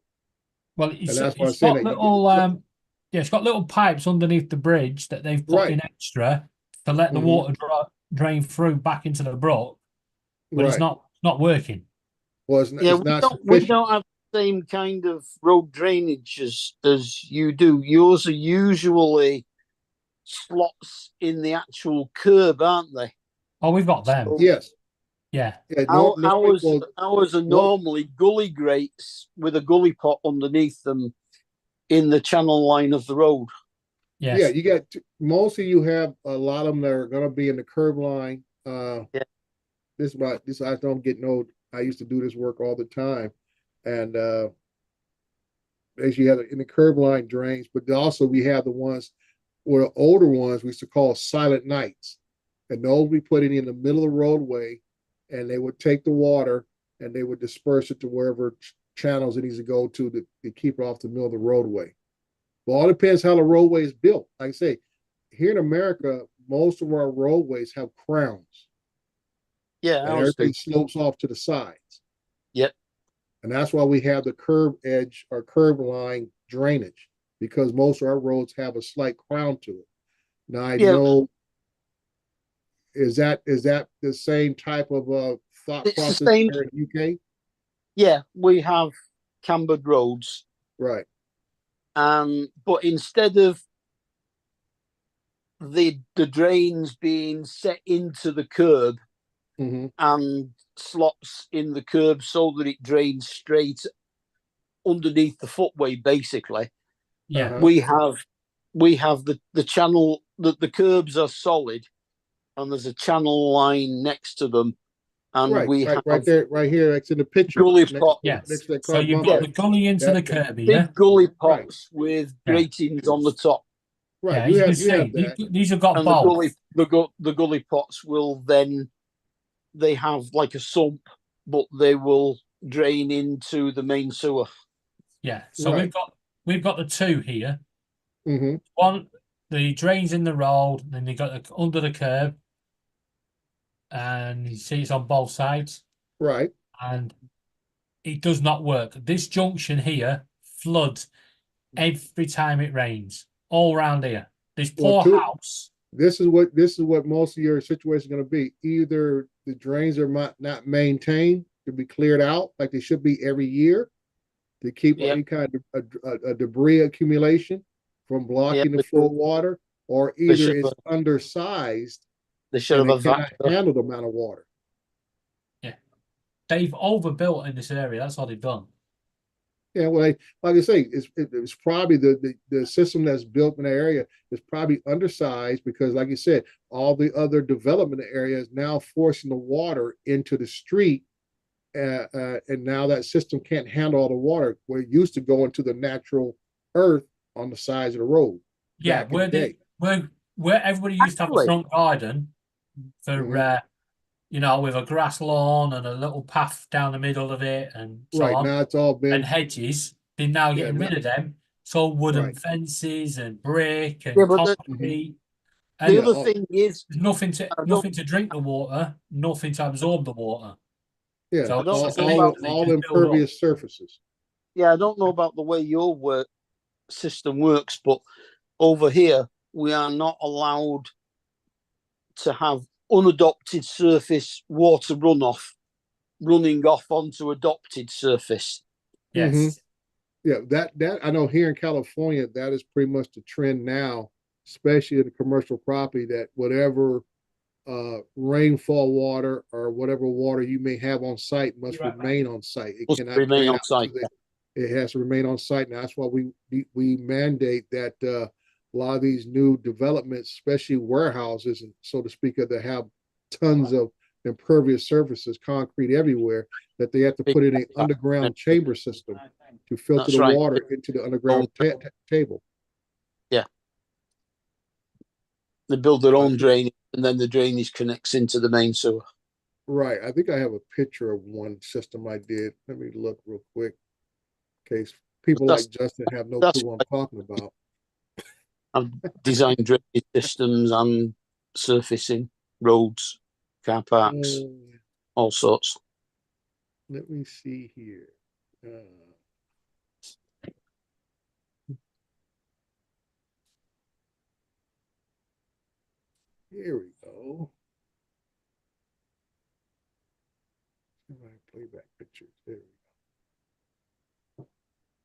Okay, I'm gonna share this real quick. This is a underground system here at a gas station. Okay, come on, picture, come up. There we go. I'm gonna share this real quick.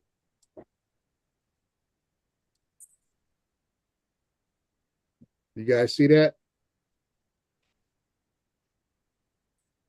Yeah. That is Oh, the we got- underground chamber system at a gas station that takes all the water that comes on that gas station, goes into these tubes right here. You see the gravel underneath the tubes. The gravel serves as another filter system along with the neoprene fabric that also filters it Yeah. before it goes into the underground water table. Yeah, Yep. you have to have an oil trap. Yes, we've got them sort of systems over here.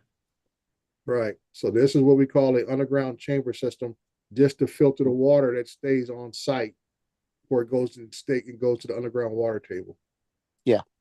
That thing's huge. That's a small one, Paul. Some of I'll them show can you. be. Yeah. I'll show you a used one here in a second. Let me see. I got another one picture here. Yeah, like a I used cistern. to tell my wife that all the time. They have to have them on car parks, petrol stations, car washes. Now this is part of the one. This one here is part of the Amazon facility at our airport. And I'll show you this one.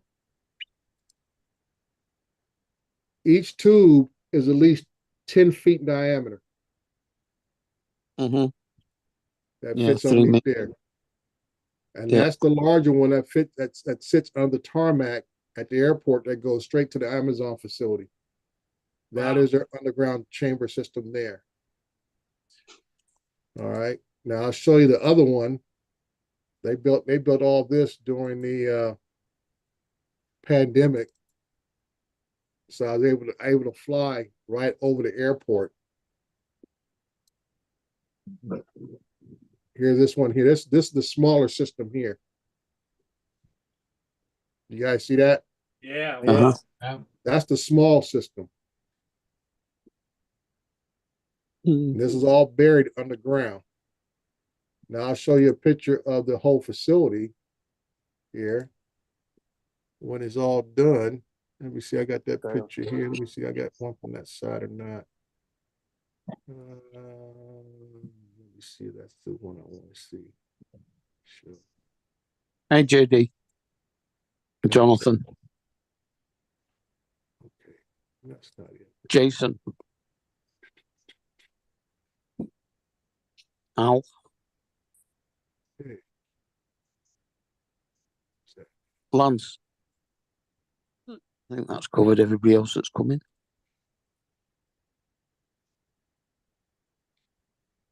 I'm trying to find that one shot of the whole facility that I took. No, that's the wrong one there. Where is it? Oh, here it is, right here. Let me bring this one up. Now, this is what the facility looks like after all that's put in, right here. Okay. The large area right here, that's where the large tubes were put in. Underneath that, the airplane comes off the runway, taxis here, pulls in this area right here, offloads into the Amazon facility. The small one is over in this area over here that I showed you. That's where the small one is at. Mm. Yeah, so that's actually trapping jet fuel as well. Yeah. Yeah, anything that spills, it goes into it. And that's why you have the fabric filter, the rock filters, everything that can filter out as much as possible before it goes into the water table.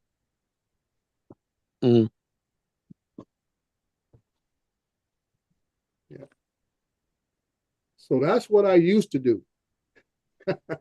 And that's why I got into drones. Because you imagine me going out walking that kind of crap every day, 5 days a week. No. Uh-huh. You know, on facilities like that. And still I'll be taking pictures. And that is why I got into drones right there, because of jobs like that. So were you basically what we would call a clerk of works? Say that again? A clerk of works. Supervision of the construction on behalf of the city. Yeah, that was my function. We just call ourselves inspectors. Yeah, I they call was- them planning I was inspectors now. My specialty was No, it's a MP clerk of works. That's what my dad was. He was a clerk Yeah. of works. Yeah, but they now Yeah. call them planning inspectors today. Yeah. What they call them Like I today. said, my Used to call main function was what we call MPDS, which is National Pollutant Discharge Elimination System. And we got our authority from the Federal Clean Water Act back in 1972. So that was my main function. My credentials go back to erosion control, specialty. Uh-huh. So were you paying attention, Justin? Yeah, Yeah. apparently not. Yeah. Justin said, Yeah. "Did you mention Fortnite?" Yeah, I know. Yeah, I used to do it all. We used to have to go out and survey the site first, then do the road layout design, the drainage and sewers designs, then build up the bill of quantities, do all the drawings, Yeah. and then supervise the construction. Mhm. Hey, So Mark, yeah, you see we did it from JD beginning typed to in end. the chat? Mark, Mhm. you see what JD typed in the chat about his French drain? That's why I hate him. Well, they put the French drain in the basement. Yeah, I don't care where. Every French drain I have encountered has always been a pain in the butt. The French, I've had a the French French drain put in drain. around the perimeter of our foundation on the Yeah, back I and mean- sides of our house, just to try and get some of the water off instead of getting that water down underneath the house. Mhm. Yeah, it's either a slotted plastic pipe or a porous concrete pipe. But to have And one in your house, in the bottom of it's a just- trench, that's open and then water just to your house. filled with stone to allow the water to drain into it. Mm-hmm. But Which as that's for what's on the French outside of my house, drains outside my inside foundation. But houses, for JD to have the French drain inside his house, that's allowing water inside his Mhm. house. yeah, Right, and when they the wouldn't French wouldn't drain fills allow up, where does that water go? Uh-huh. they wouldn't allow French Yeah. drains inside the house. Like I said, I have been out on calls because of French drains in the middle of storms, trying to clear the leaves off the grate and everything else. It's just a constant hassle dealing with it. Although JD, is it a French drain or is it a sump system that they put in the basement? I think it's probably more of a trench sump perimeter. indoors. It sounds more like a soakaway than a French drain. Yeah, Probably a sump. where they'll dig that channel around the outside and bring it to a central sump pit for the sump pump to Mhm. pull it out. And that means water is already in your house, and that's when that would take into play. Yeah. Sumps are just a cheap man's way of not trying to pay for a pipeline. Well, the worst one I did that was French drains was we had to drain. I think it was 6 football pitches in a park, and every single one of them had to have a herringbone French drain system, and it took bloody ages. Yeah. It's just my experience, Mark, that no one has ever built one that can handle what they say it can. Yeah, probably. It's always less, and that's what causes the problems. I had a good friend that had a shed that had a leak in the roof, and he could never find the leak, but it would always drip. He could trace it back the way he thought it was, and he repatched the area, and it still leaked. He couldn't figure out exactly where the leak was, and it wasn't a bad leak. It was just like a drip every once in a while when it rained hard. So he sat up there one day and he said, "Okay, I'm gonna fix this." He put a screw in backwards, right where it was leaking. And then he went right into the thing where it was leaking, put a piece of monofilament on it, ran the monofilament to the wall, drilled a hole in the wall bigger than the monofilament, and ran it through and put an eyelet on the outside to keep it right in the middle of that, so it wouldn't touch anything. And then on the Yeah. other side, he took a Coke can and he drilled it into the wall. It made like a little, he had the monofilament down to the Coke can, made it like a little drain, like a Yeah, the water gutter just thing. down the line. So Yeah. yeah, the rain would go to the monofilament, and the water would go down that monofilament, follow that monofilament because it goes to the lowest point, all the way outside and drip outside. It was about a 4-foot piece of monofilament up there for about 10 years, and he said it works. Leave it alone. It doesn't drip inside anymore. It just follow that monofilament outside. That's all I tell people. I said, no matter how smart we think we are, how well built we think we make things, Mother Nature is the ultimate inspector. Yep. Yep.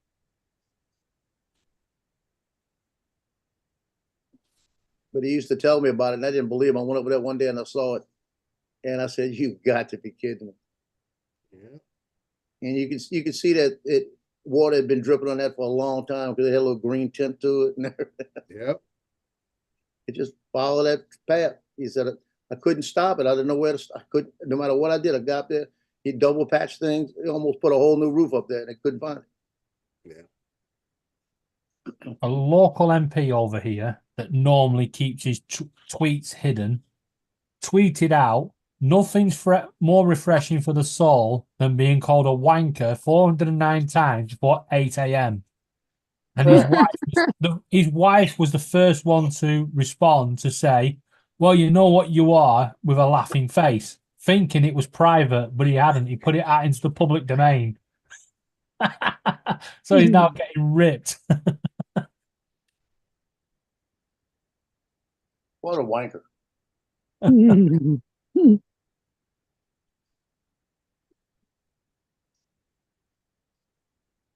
Like he's saying, Joe, water always finds a way. Yeah. It does. Here you go. Gonna find its lowest point. This is water finding a way right here. This is in a catch basin about the size of 5 football fields, and we had a couple massive storms, and it breached the walls. Yep. Well, look Well, what's happened to that dam. It found a You way know, I around was- the dam, didn't it? It didn't Yep. go over it, it went round it. Yeah. What it is they didn't put enough of the neoprene, the black silk stuff to help reinforce the walls, because they were still doing construction work for it, and the water found a way, undermined it, eroded it, boom. That all happened within 48 hours of a rainstorm. It doesn't take long. No, they don't. You got a lot of water. Don't take long I at had, all. in my house, I had I put down wood floors all through the kitchen and everything. The vinyl floors, not the vinyl, no, I mean the long boards, but they were like a plastic type of board. Mhm. And had that all set up. And one day I'm at work and my wife calls me and she goes, "Got water coming up through the floor." Mm. I said, "What are you talking about?" She said, "Yeah, it's coming up through the floor. I know where it's coming from." It was the air conditioner drip pan that had overflowed. And it got up in there. I had to pull that whole floor up in the kitchen because all of that started buckling on me. Yep. We had it for about a year. She looked at me and she said, "We're going to put it back down." And I said, "No, we're going to put something different down." I want to put tile down in the kitchen. I ended up having an issue like that where the return line on my system came from the garage back into the family room before it would go outside. And that line is embedded in the foundation, the concrete. So evidently it's gotten damaged. So I had to reroute a whole new PVC line from the furnace, which has had the central air unit attached to it, run into another part of the garage, out the same wall, and let it dump over there and stuff, because it was soaking up. Like I said, the family room carpet was just soaked. And we're like, what's going on here? And that's what it was. As soon as I changed the route of that line, I haven't had a problem since. Yeah. What I used to do is on a monthly basis, after that, after I got everything redone. We put ceramic tile down, and I said, I'm not worried about water anymore. But I was Yeah. worried about it getting to the living room, the big Yeah. dining room, den area. Yeah. Because if it got on that side, it was the same kind of flooring. So Mhm. it was, so what we did is once a month, because it was right there in the kitchen. All I had to do was open the door, and the pan was right there. So all I did once a month, opened it up and poured bleach down it. Put a cup of bleach down up in there, and kept it open. We just made sure once a month, I kept a bleach bottle in there with a little cup, and I filled. And one of the plumbers I knew said, actually it was my uncle. He was a master plumber. He said, get you a little plastic cup that you use for like detergent for washing clothes. Oh, He said, stick it in there with a bottle of bleach. Once a month, just pour one of those down it. He said, you'd never worry about it again. Mm. And we were there a couple of years and never had an issue again. Yeah. That's good. He said, especially in the summertime, make Yeah, sure because you don't you miss run it. that air nonstop. Yeah, and he said, and then you got that heat and everything else, and things are going to grow faster. Yep. But he used to be my uncle was a mechanic for Ford Motor Company, and he became the head mechanic for area in Houston, and for Ford. This guy, if you drove your car up to him and said, I'm having an issue, he'd say, pop the hood. He'd start the car. He said, turn the radio off, turn everything off. I want to hear it. He Right. put his hand on the engine, and he tell you basically what's wrong with it, Mm-hmm. like that. But put his hand on the engine. Vibrations. Yep. Yeah, that's how good he was. I had a Chevy Vega one time, and it wasn't running right. He put his hand on the thing. He looked at me and says, you're about 2 degrees off in your timing. I looked at him like, yeah, right, And he said, well, bet like that. And I said, I'm not betting you. I know better than that. He put that timing thing on, that timing light on there, 2 degrees Yeah. off. Yeah. He took the best part about it. He takes the timing light off, changes it, puts that's it back. crazy, He said, JD. yeah, it's good. I said, you gonna check it again? He said, you need me to Don't check it need- again? Yeah. He looked at me like, you really need me to check it again? And that thing ran beautiful, right? But he gave up that being a head mechanic because he also had a degree in plumbing. He was a master plumber. When they started putting out back in the 70s, when they started doing the spas, where they started doing all the different swimming pools and all the hot tubs and that, he started going around Manville, Texas, and Houston, Texas. It was Baden Plumbing. He went in and started getting contracts with all these people to maintain their pools and maintain all their plumbing and all of that. Yeah. This guy had like 15 vans out there. And I mean, you talk about money. He said, I make more money in a year now than I made the whole time I was a mechanic. Mm. And then he didn't do anything. He had other people doing it for him. He started it for the first Right. couple of years. Then he got other Yeah. people working for him. And then in his garage in the back, because he was a transmission specialist. He really knew a transmission. He started repairing transmissions at his shed in the back. He had 2 lifts, so he could bring 2 cars in at a time. And he had a big shed area. And I went there one day, and he had a car up on a lift. And another woman came in with a car, and it was giving him problems. Transmission was giving him problems. He says, yeah.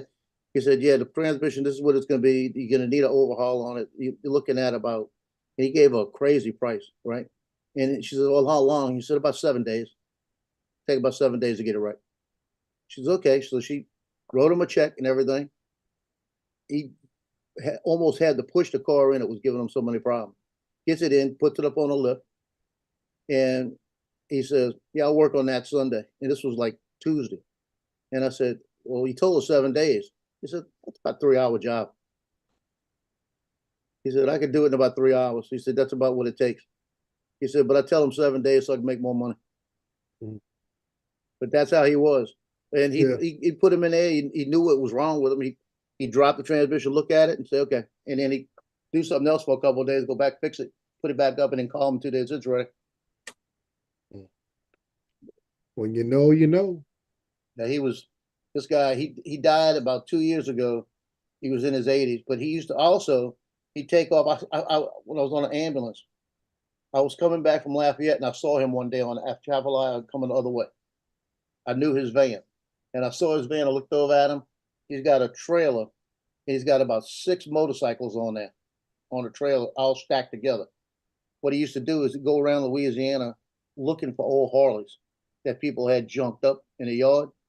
He'd give them $500 for it. Go back, put them back into pristine condition, sell them for $4,000 or $5,000. So that's what he worked on until his 80s. He did this. Mm-hmm. Yeah, my biggest mistake was when I was I think I was 16 or 17 at the time.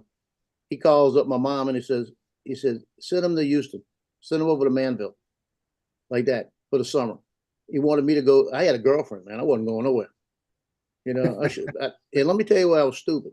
I think I was 17. I might have been going on 18, because he said, tell him to come over here. I'm going to teach him everything about mechanics and plumbing, that he'll be able to get a plumbing license at least, because that's when you go back into trades. Right. And he said, I could get him a plumbing license and get him started. I want him for 3 months and I'll teach him everything I know. I'll pay him. And then when he leaves here, he can have my Harley. And he could drive the Harley back. And the Harley that he was talking about was one of those green and yellow Shriner Harleys, one of those big ones, the big touring ones. And I said, no, I'd rather be my girlfriend. I'm not going. Well, people stupid when they're young. She had your nose wide open, didn't she? She had more than that open. Because as soon as he said money, I'd have been gone. I'll tell you what, going back, is he going back, or I had to do it all over again? I'd probably stay again.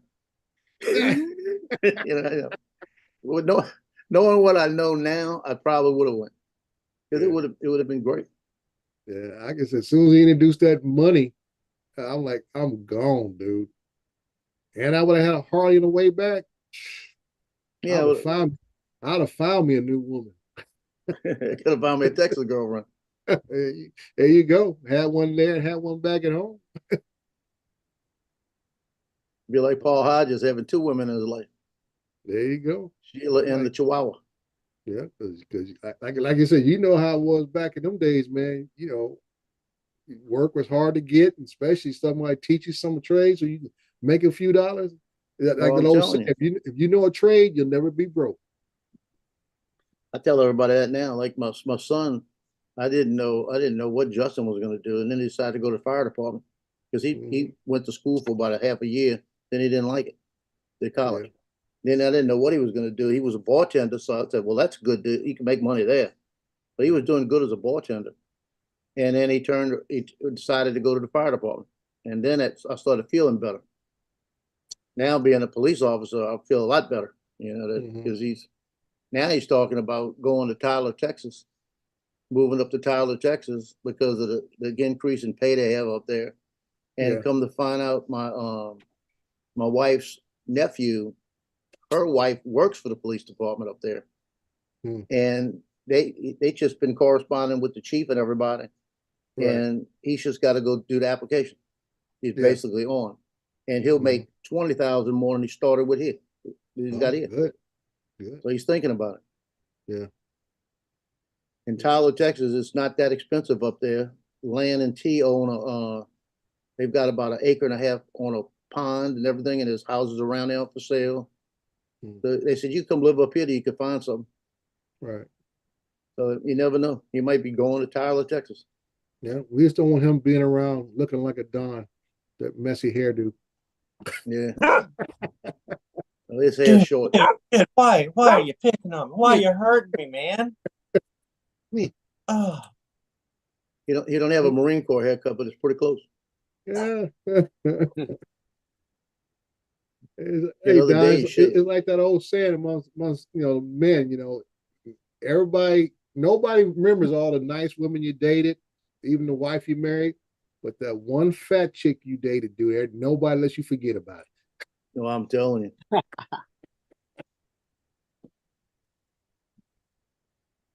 I've got a picture of me and my high school girlfriend and we were at my cousin's swimming pool. And I pulled that picture up one day and the kids saw it and they looked at me and they said, Dad, we did not need to see that. I said, what are you talking about? I said, what's wrong with that picture?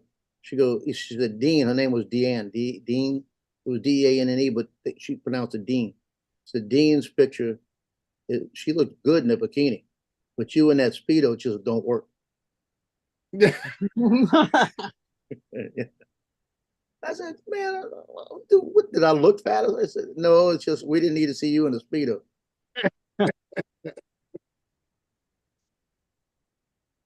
And I'm not showing it. I'm not showing it to anybody. Good. All right. Did Paul sneak off to do a flight, or he just? He was probably pitching some more peanuts, probably, or getting the Boston cream. Actually, probably Meals on Wheels. All I can say, he has a good heart. That's all I can say. He's a good heart. Because I mean, if I'm spending that kind of money feeding squirrels, they all better present a Social Security card. Because I'm writing all the taxes. I tell you, well, I was giving that money to them squirrels. I'd be having a jambalaya a lot. That's what I'm saying. I'm like, I'm sorry. I'd be cooking me some jambalaya. And he's pissed off a lot of his neighbors by doing that too. Lynn said a bunch of his neighbors get mad at him for doing that. Well, like I say, because the squirrels, chipmunks, they're gonna do other things besides sit there and wait for that meal. They're gonna be getting in people's other houses, nesting and doing all that kind of stuff. And But you attract other animals too when you feed one animal. Yeah, so because Paul's had a bad problem with skunks he got over a the good years. heart, man. He's a good heart because I know me, I'm not either way, but my wife would be like, "Oh, we got to move." She is not into the critter factory at all. Yeah, She he's said, had "We're out of bad issue with skunks over the past 5 years. Paul has. He had to pay a company to come in and remove a bunch of them one time. And then Mia got sprayed in the face and then ran into the house and went all over his fucking couch. Oh, man. Rubbing her face all into the couch because she got sprayed in the face. Yeah, so that couch is gone. And look out. Yeah, I went up to Sunset Point yesterday, is where those raccoons attacked me that day. And I went out there and there was 6 raccoons walking around and they were digging in all the trash. So I'm sitting there looking at them and they turn, when I get there, they go, and they're looking at me like, and I'm thinking, they got to do something about this. Somebody's going to get hurt. So they're going to bite somebody. And I'm sitting there and a Mandeville police officer come driving up. So I waved at him and he stopped and we're sitting there talking. I said, what are we going to do with all these things? And he says, man, I'll just tell you, I've been telling him, he works nights. And Jason said, I come out here at nighttime. He said, I've offered to do it, bring my 22 and take them out, but they won't let me do it. Well, he said, we've got wildlife and fisheries. They keep saying they're going to come out and take care of it, but they don't, He said, we're just waiting for somebody to get attacked and bit, and then the city gets sued. Well, how many are out there? Well, there was 6 of them yesterday. And they're actually attacking people? Well, what they're doing is they're trying to get food from you in the middle of the day. Joe's not telling you the details that he just got punked for his lunch money by the raccoons. I did get punked. I'm not gonna lie. I climbed in the back of my car. What are you talking about? When he grabbed me on my leg and I kicked him came off? up to Joe all sweet and nice, and he freaked out and ran, screamed like a girl, threw his burger at him. Get away from me! One of the raccoons had a toothpick. One of those raccoons I hit him with my fishing pole. Going, that's an awful nice lunchbox you got there. Be ashamed if something happened to your. Couldn't identify him. He had a mask on. I said, but he come up and grabbed me by the pants leg. Came out with a six pack lineup. You couldn't identify none of them, huh? They all look the same. All of them had masks on. Man. That's what I told the police that day. Because they came out and I told them, I said, I'd have had my gun with me, I'd have shot him. And I was telling Jason that yesterday. I said, I'm kind of glad I didn't that day because I shot one of them and then there been shots fired in the city and y'all to come out here. I've been dealing with y'all. And he said, he looked at me and he went, I wouldn't have done you nothing. I wouldn't have cared. He said, yeah, if he grabbed you by the leg and you shot him, I don't care. He said, which is counted as justified. Yeah. Oh boy. He said, you don't have to worry about that. I said, I'm gonna come out here with my pellet gun. I'll get him out of here. I take my son's pellet gun. See, the problem is it's a rifle. I go out there with a rifle. They got a sniper out there. Yeah. So I had a big old scope on it. Yeah. But he All said he right, wants to folks, go I out there got with his some 22 things and I take got him to out. do today, so I'm tiptoeing out. I see Paul's Later, having his Dre. meals with Dre. wheels, so he's good to go. Later, Dre. Thanks for coming in, Dre. What'd you get See you, today, Dre. Paul? Not much. More than you Oh. had. Well, what did you get though? How much of it's going down in the garbage disposal? What is that? I see green beans, mashed potatoes. What else is that? Like barbecue or something? It's some kind of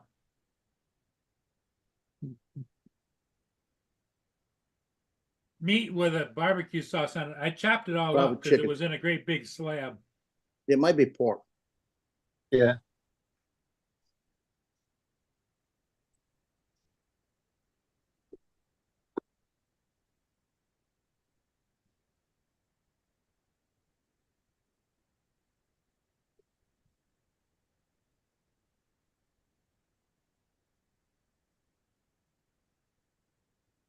That's like the McRib everybody makes a big deal about every year from McDonald's. I don't know why, because it's really not all that great.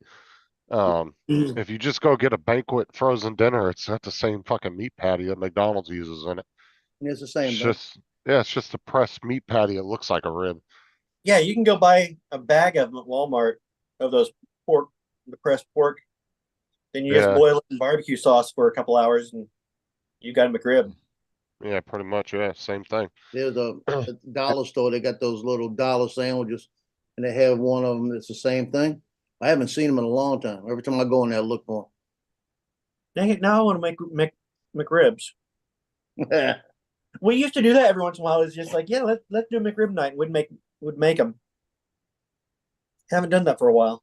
Make your own, huh? Yep, pickles, onions. Now what? Oh yeah, what you're did- gonna what did you overpay do? going to McDonald's. Did Fuck you that. grill them, Donald? No, you just put them in a dish with barbecue sauce all over them and bake them. Give them some heat for a while, let them absorb some of that barbecue sauce, and it's good. That's all they do is they have them in a big steam table. Well, you can buy the ones that are already they also sell the ones at Walmart that come in trays and there's like 6 or 7 of them in there. And it's already got barbecue sauce in it and it's mainly just designed to throw in the microwave and heat up for like 10 minutes and then that's it. I say everybody makes a big fucking deal about that sandwich every year and it's not that Yep. great of a sandwich, I don't. Just go up to the bakery, get yourself a nice bun. Get a nice long bun and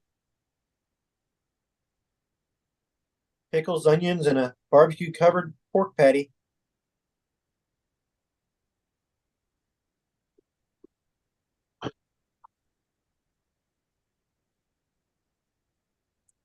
I kind of want a McRib tonight.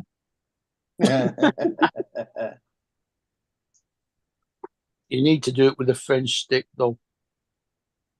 With a what? A French stick. Stick.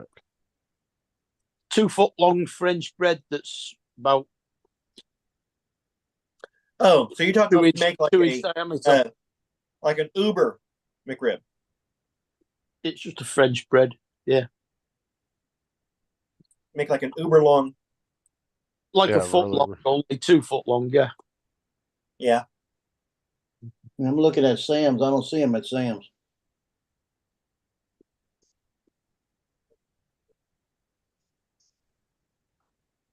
Baby D from next Friday. But you need to get the you need to get like the rolls from the bakery that have like the sesame seeds all over them and crabs too. So Did a cream come out your mouth? Yeah. Sprinkles. I can do without sesame seeds. yeah, but we're recreating a McRib. We're not making something else. We're making a McRib. Okay. Yeah, it's got to be a sesame seed roll. I think it's sesame seeds sandwich that are roll. on top of it. right? Yeah, it's a sesame seed sandwich roll, yeah. It's been a while since I've had a saw McRib, something. to tell you the truth. It's been a while since I've actually gone to McDonald's and ordered a McRib. Yep. I saw something on, it was a short yesterday. The guy took a shrimp. It's about a 20-pound shrimp, a big shrimp.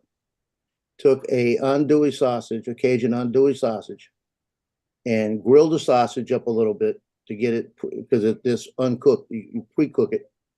And then he took that shrimp and he took bacon, and he took the bacon and wrapped the shrimp in bacon and put the andouille sausage in there and put a toothpick through to hold it together.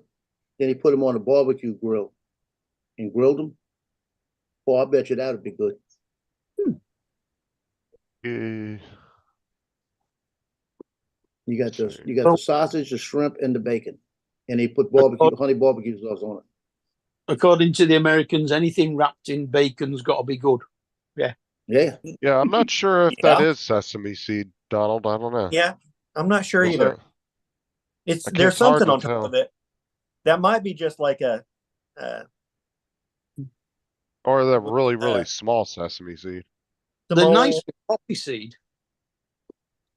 I don't know. I can't not tell. poppy seed. I But don't poppy seeds are little black round ones. Yeah. Yeah, these are like little white. They might be sesame seed, just really tiny. Yeah, it looks like sesame seed. Like it's hard to tell even looking at the monitor with it blown up, but some of them kind of have the shape of a sesame seed when you're looking yeah, at it them. might be the stuff. What is it? Semolina or something like that they use for like when they throw on like cutting boards for pizza and stuff when they're forming like the fire, like oven fired pizzas and stuff, and you'll get that little grain. They throw the stuff down to keep it from sticking. Semolina, I think it's called. Semolina's used for making a pudding a bit like rice pudding, only very fine. They can grind it up. It makes a flour. Yes, semolina. Yeah, you can get it like a coarse grind, and they'll use it a lot. Throw it down as they're stretching out the dough, and then you get like. But I don't think it's that. It looked like it was too big a chunks to be that. I wonder what it was. That used to be one of the favorite pudding. Well, not favorite, but one of the more common puddings you got with school meals. I would think it would be sesame seed because they're kind of, I mean, most of their buns use that unless it's the really cheap burgers. Now I want a hamburger. I think the only ones that don't use sesame seed buns at McDonald's would be the double cheeseburgers and the chicken sandwiches. I think they're the only ones that use a little small. Some of the bigger ones, the specials, they use a brioche bun, which doesn't usually have sesame seeds on it.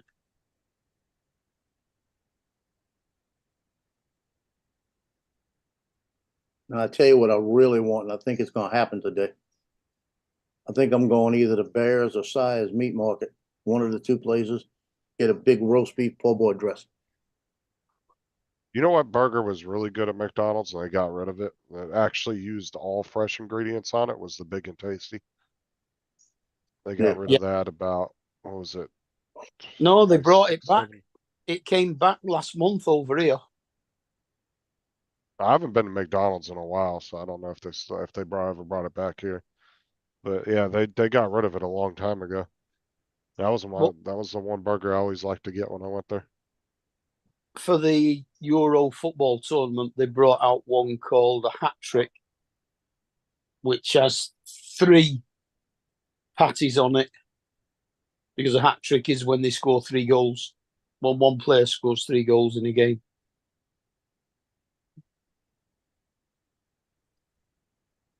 My turn to self-promote. What you talking about? Just posting a link in the chat. Yeah. What, Ocean? Shut up. I just found it is a semolina dusting on top of the classic McRib.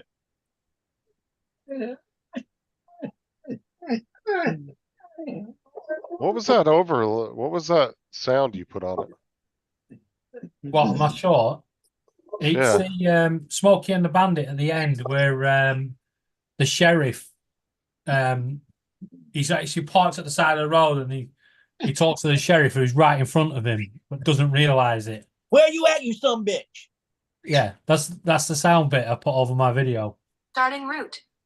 Oh yeah, okay, yeah. Proceed You put to it the down route, on the then thing. I turn didn't right. see that. Put it down. Are we all right to share it, Paul? Sheriff, What's that? What? down at the bottom of the hill. All right to share my short. Sure. You look right next to me. Yeah, you can always copyright claim Paul later. Well, that'd be some shit. You come on somebody's show, you show your shit to them, and then copyright claim their channel later.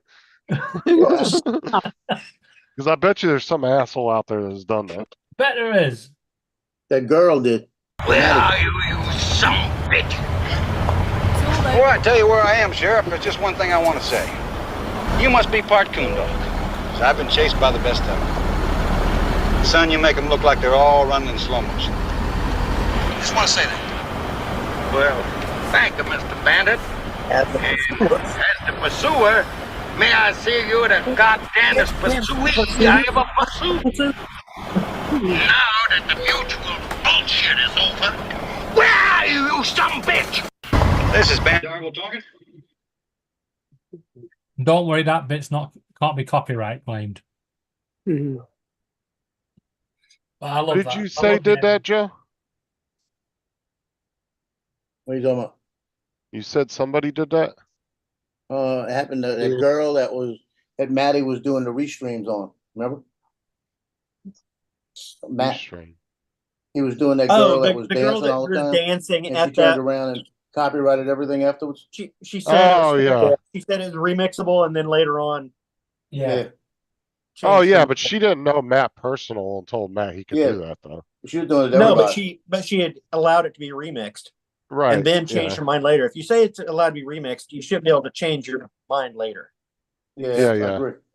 Oh, I was talking about actually going on somebody's live panel saying, "Can I show my stuff?" And then you show it, and then later on you're like, And "Oh, I'm not copyright going strike 'em. copyright." Yeah. Yeah. Like I said, I bet you there's some people out there that have done that. I bet there is, but I would never do that. That is just like the lowest of the lowest, isn't it? That's fucked up. Yeah, that whole thing that happened with Matt's channel though, it was like once you post a short, that choice should be initialized right as you're posting it for the first time and Well- should not be able to be changed.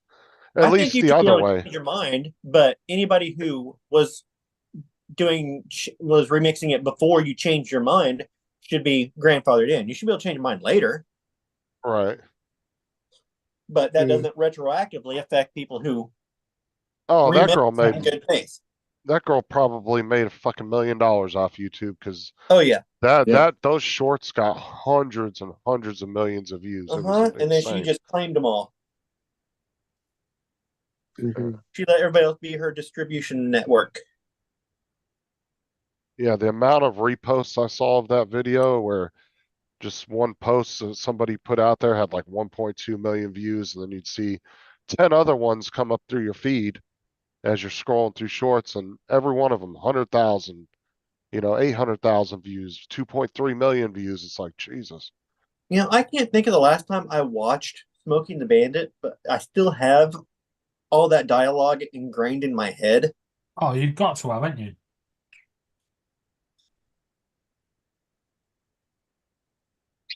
I saw you do that, you son of a bitch. Put the evidence in the car. Junior, when we get home, I'm gonna punch your mama right in the I've still got Sally Field ingrained in my head.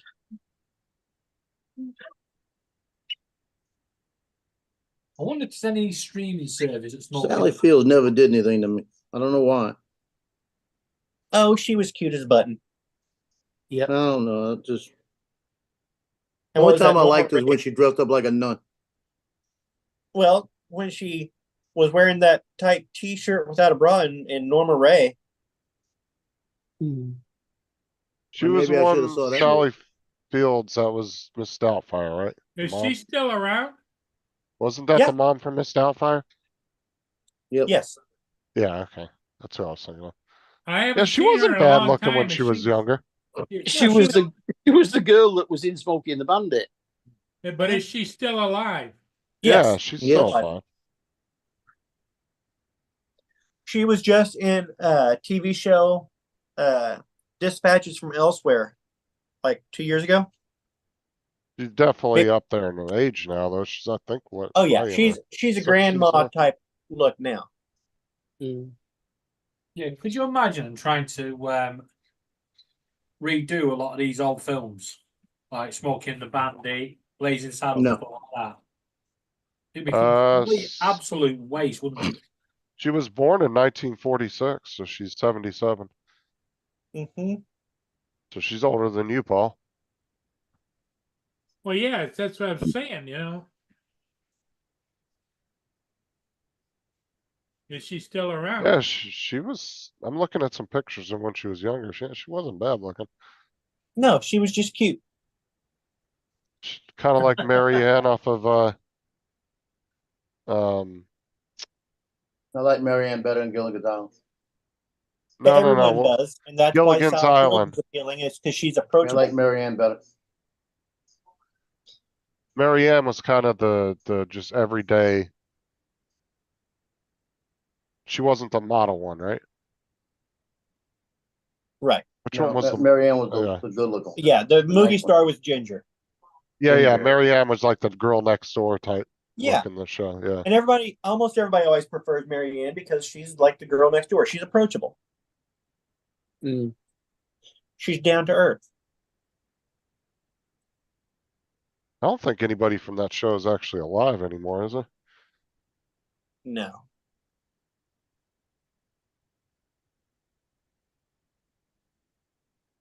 I don't think they're all there. The only one that Well, Bob Denver's definitely gone. Alan Yeah. Hell Jr. is definitely gone. Jim Backus is gone. Tina Louise might still be alive. Ginger. I think she is. Yeah, she's not showing a death date, so yeah. Okay. She was born in 1934, so she's definitely up there. Yep. I was gonna say. So she's the only 99. one I don't remember. Yeah. But everyone else, it's like, yeah, when they die, it's like, oh.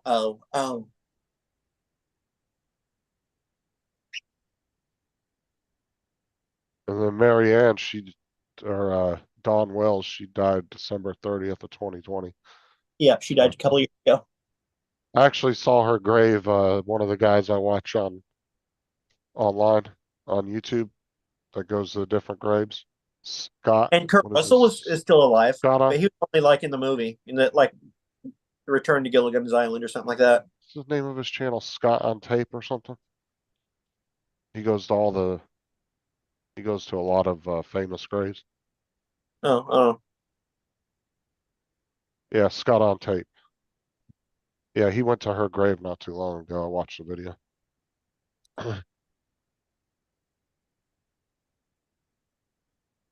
Hey, Don, Lance got a question in there. I don't know if you know it. Said he Oh. shot a 360 pano. He said the file does two things. It stores the images. All panoramas also stitched. Said he can't find the stitch file. Hold on just a second. Stitch file, if it's on the drone, it may be in the miscellaneous folder. I was gonna say he stitched it in the drone. The file says It's not storage. smash stitches in the drone. Okay. Yeah, it might stitch it in the drone if it does. If he's looking I've for never the done stitch stitched file. in the drone. Yeah. I wonder if you had that same issue you had, Donald. Remember you watched Okay. JD's video? The drone file does two things. It stores 26 images in a folder called panorama. It also stitches it together at 360. You can't find the stitched file. Okay, so how do you hand stitch it with the 26 photos? Do you have Photoshop, Lance? If so, you can go into file. I believe it's on automation. Hold on, open up Photoshop, it's down the bottom, and you do a photo merge. Let me open up Photoshop. There it You is. said I need to know how to stitch the 26 photos. Yeah.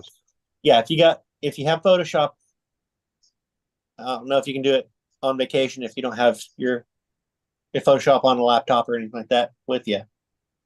But okay. Yeah, what's new? What's new? I downloaded the Photoshop beta. Close this here. Go. You would go to File, Automate, and at the bottom of Automate panel, it's called Photo Merge. And then you can select the 26 files or the photos for your photo merge, and it'll automatically start lining them up and putting them together. And it does a pretty good job of covering up edges, but it will leave them all as layers. So if you want to come back in and do a little brushwork, if you have something that kind of doesn't work on one of the photos, or you got a weird thing, you can carve out on that and let the photo below show through. And so, oh, it never seems to work when you do photo merge.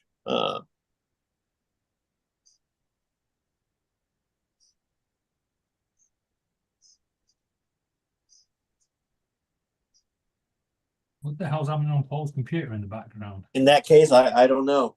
That's the only way I would know how to stitch. Something popped up on the screen. Yeah, the cursor moved right across and then suddenly that box popped up. He's probably messing with it because that's a whole different computer. Yeah, Not it's the one normally, normally at the side of him here. Either that or he might have walked by and hit the mouse and didn't realize it. There are different apps that you can download to do that. Like, I've never used this here, but like,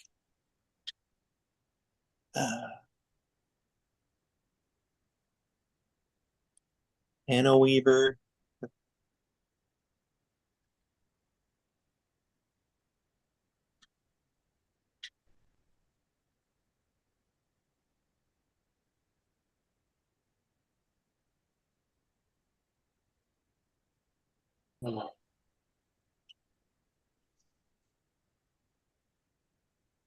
So Donald, Justin, Joe.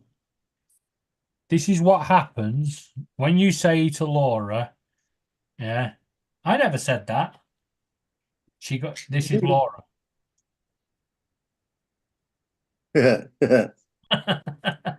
Yep, digging through her damn computer trying to find that damn through her blackmail file on her computer. Yeah. Looking for the evidence. Looks like what Laura would do.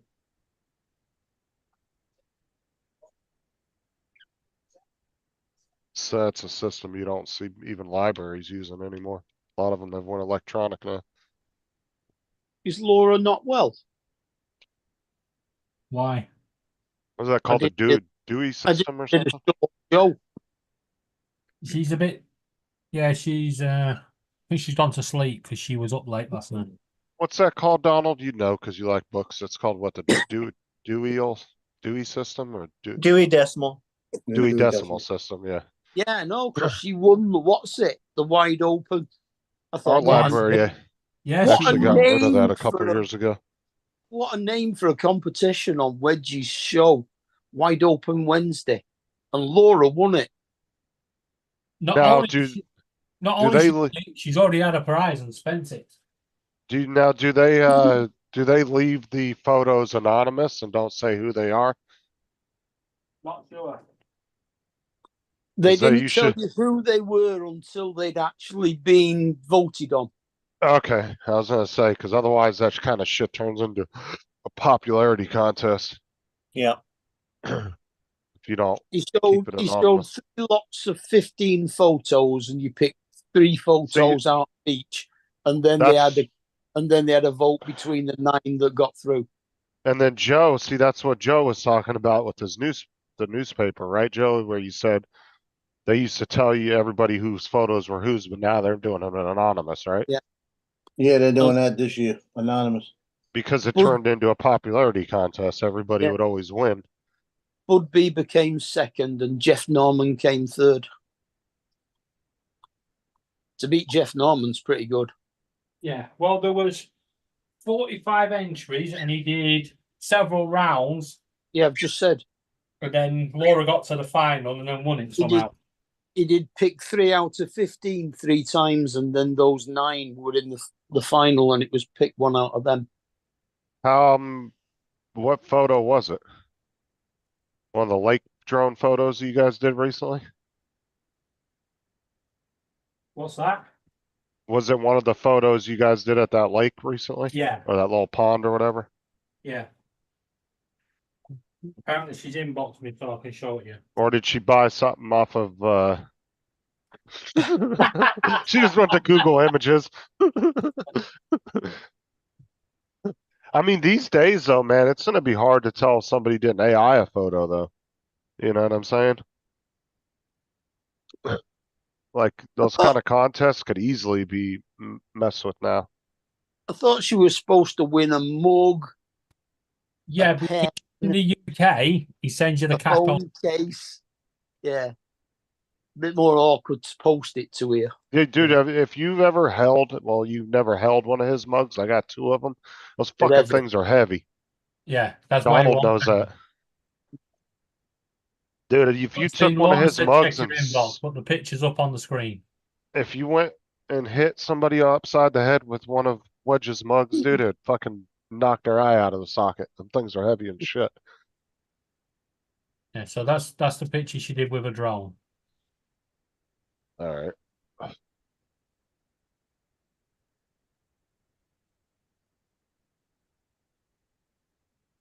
And that's the thing with AI, right? Like, if you do an AI photo now, even if you do a reverse Google search on it, it's probably not going to find it, which would make the photo Yeah, seem more authentic, even though it's not, you know?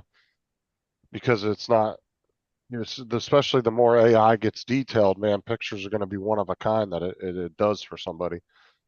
Right now, it's kind of in that phase where if me and Laura went to the same AI and we put in the same exact parameter or what we want it to do, it's going to come up with the same fucking pictures. It's getting better, but it's not at the point yet where 2 people can put in the same exact thing and it doesn't come up with the same thing. All right, let's do a live testing of this. Let's go to chat. Where is it? Because when we were doing Chat GPT a few months, well, no, it's probably 4 or 5 months ago, we were putting in the same exact wording of what we wanted it to write out, and it was writing the same exact identical paper over again. Right, you on your computer, Justin? Yeah. All right, let me just put this in the chat. We're going to send it. Sure, it's going to get to the point though where it will start doing unique photos. Who do I want to send it to? No one.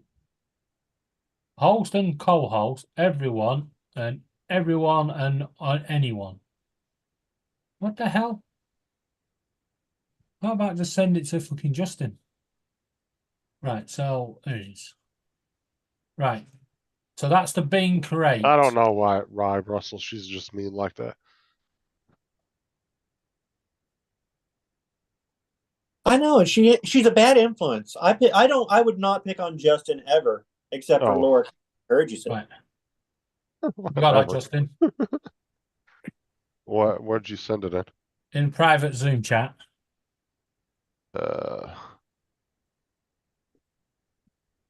Okay.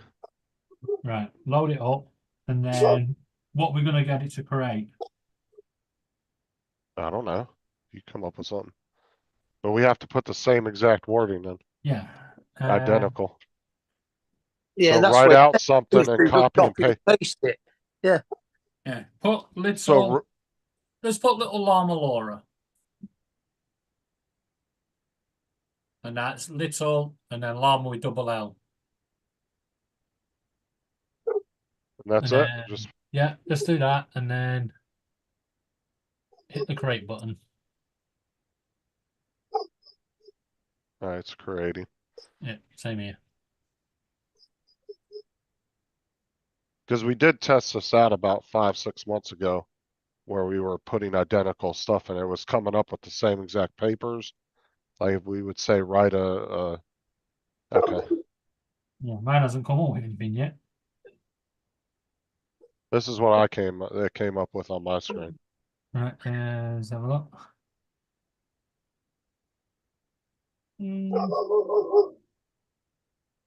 Right. This is what it came up with on mine.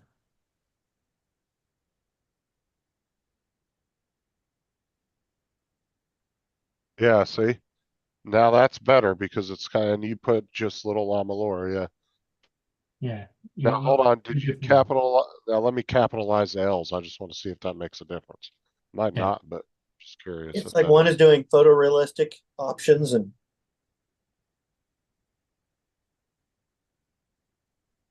that could make a difference.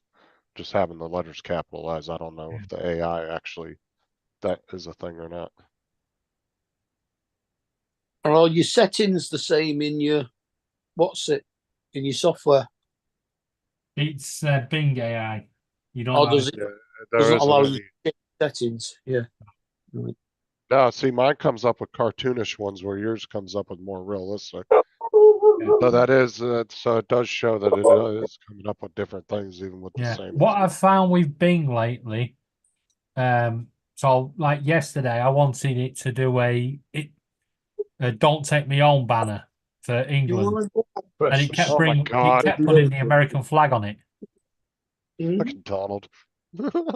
what? Read what you put in the chat. Justin, I just typed that in chat for her. It doesn't mean anything. It's just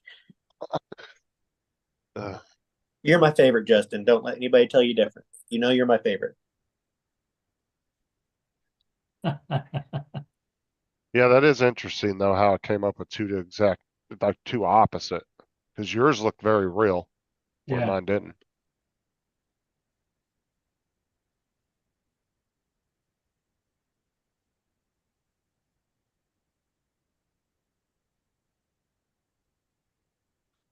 Oh, see, yeah, look, now she puts in the chat the link for the short where she shot me in the head.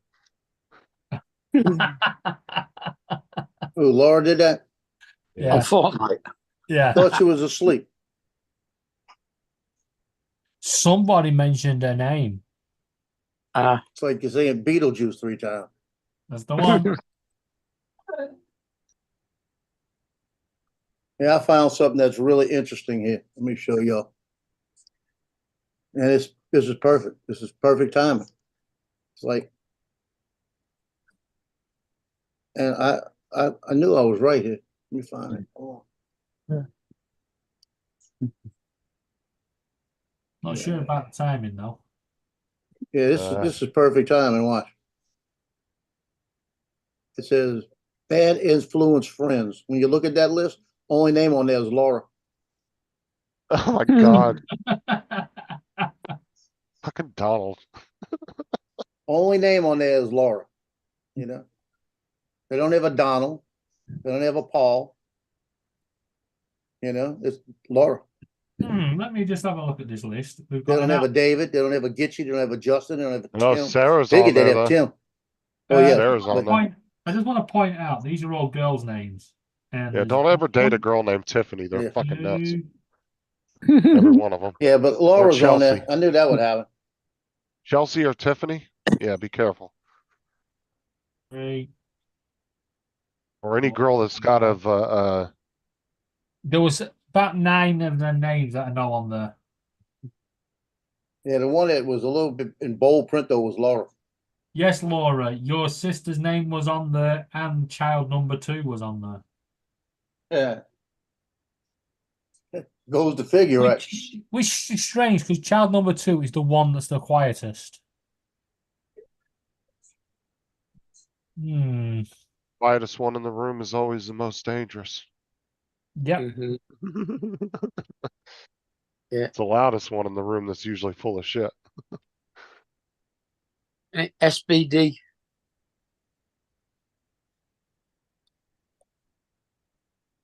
Hey, Dave. What's that? SBD. What's that? Silent but deadly. Yeah. That's normally Laura's arse. Anybody ask for me? Well, What? the guy from Boston Cream's phoned up. Yeah. You can get you some more Boston creams yet, Paul? You found that new, or you found the store that was selling them, right? Yeah, Yeah. yeah. Yeah. Mini ones or whatever. I Yeah. loaded up my freezer with them. Yeah. PepsiCo rang and said you're not drinking enough. Oh, hold on. You can freeze them? Oh yeah, they come frozen. Oh, okay. Yeah, you can freeze cream. You can buy frozen profiteroles.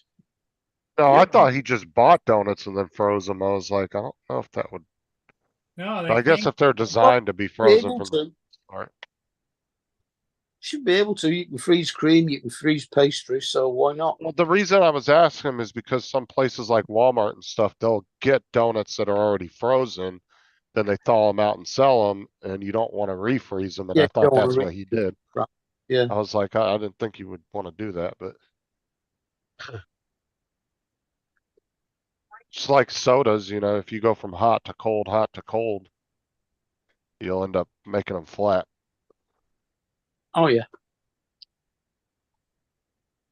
That's why if you buy sodas already cold, you better put them in the fridge when you get home, or they're gonna be nasty next day. Yeah, I got annoyed with Kate because she never tightens the lid down properly, so they always go flat. I always wanted to get one of those little soda machines and try those just to see how well they work. Oh, I've seen so some people online. they're quite good. They're not cheap, but they're good. Oh, like Yeah, you soda gotta. stream? Yeah, Yeah, I've seen soda some stream. people do reviews on them and they said they were really good, but that was the problem they complained about. They said the CO2 canisters are kind of expensive. Yeah. that you have to buy for them. Mm. Yeah, well, they last ages. But that, if you do the breakdown, it technically is cheaper over amount of time. But then there were some people I saw doing reviews that were also complaining that it was hard to find the CO2 cartridges. Cause they would always go to Walmart to get them and then Walmart would never have them in stock. And that might have been at the time when it became a fad for the kids to buy them and use them like sniffing glue. Oh, You like it, JD, or what? It doesn't taste like real soda, hard to find good syrup. Okay. Yeah, but I like to drink just carbonated water, so I wouldn't need syrup. I just need syrup, yeah. Oh, yuck. Well, yeah, if you have a use for it just to carbonate, like a specific, like if you're just trying to use it for the carbonation for water Ooh, or something. carbonated pickle juice. Oh, yuck. No. If-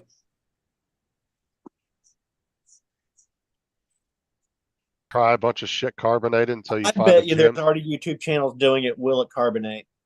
Oh yeah, I've seen them where they do that. They'll take random shit and carbonate it and try it.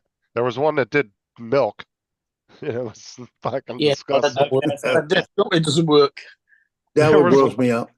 There was one that did that when they did carbonated milk and they said it was fucking disgusting. Started gagging when they drank it. Well, carbonating milk's easy. All you do is shake the girl first. I did flavored water. It's yeah, I see that would be good. You get a nice good Very funny, Joe. water flavoring mix and then throw a little carbonation in it. yeah. I Yeah, saw a I bet that'd YouTube be short the other No, day. you have where to, you have to carbonate the water first before you add the syrup to it, or else it kind of explodes. Yeah, Yeah, there was whatever. a guy that did find a good one. butane. He did butane gas into a bottle of Coca-Cola, and then he shook it, and the bottle flew off, and he went, "Well, that's gone." And all of a sudden, you hear in the distance, smash. Boom. Yeah, JD just said the same thing. You have to add the flavor first, otherwise it blows up everywhere when you remove it from the machine. Because I actually like Well, flavored water. I like No, Propel. the I drink flavor a lot of Propel. second, not first. Although Propel's not carbonated, I do like Propel. Because that's actually one of the healthier flavored waters because it doesn't have any kind of aspartame or anything like that in it. Where with Yeah, Walmart brand carbonated water is actually got a lot of aspartame in it. So, not Yeah, good. If my you can ex-wife, find my stuff ex-wife that's found, artificial sweetener is stevia, that's good. Because that's actually a leaf. It's a plant. We grow it on the allotment. It's really sweet. It's very no bitter aftertaste or anything. What, Joe, now? yeah, I said my ex-wife found out when we had the first baby, when we had Brittany, that she had to sit for 30 minutes before she breastfed because she carbonated. What? Well, so would she give out carbonated breast milk? Is that what the deal was? Yeah, that's what I'm saying. They were Oh, so big, they God. shake so much. Jesus. It was carbonating the breast milk.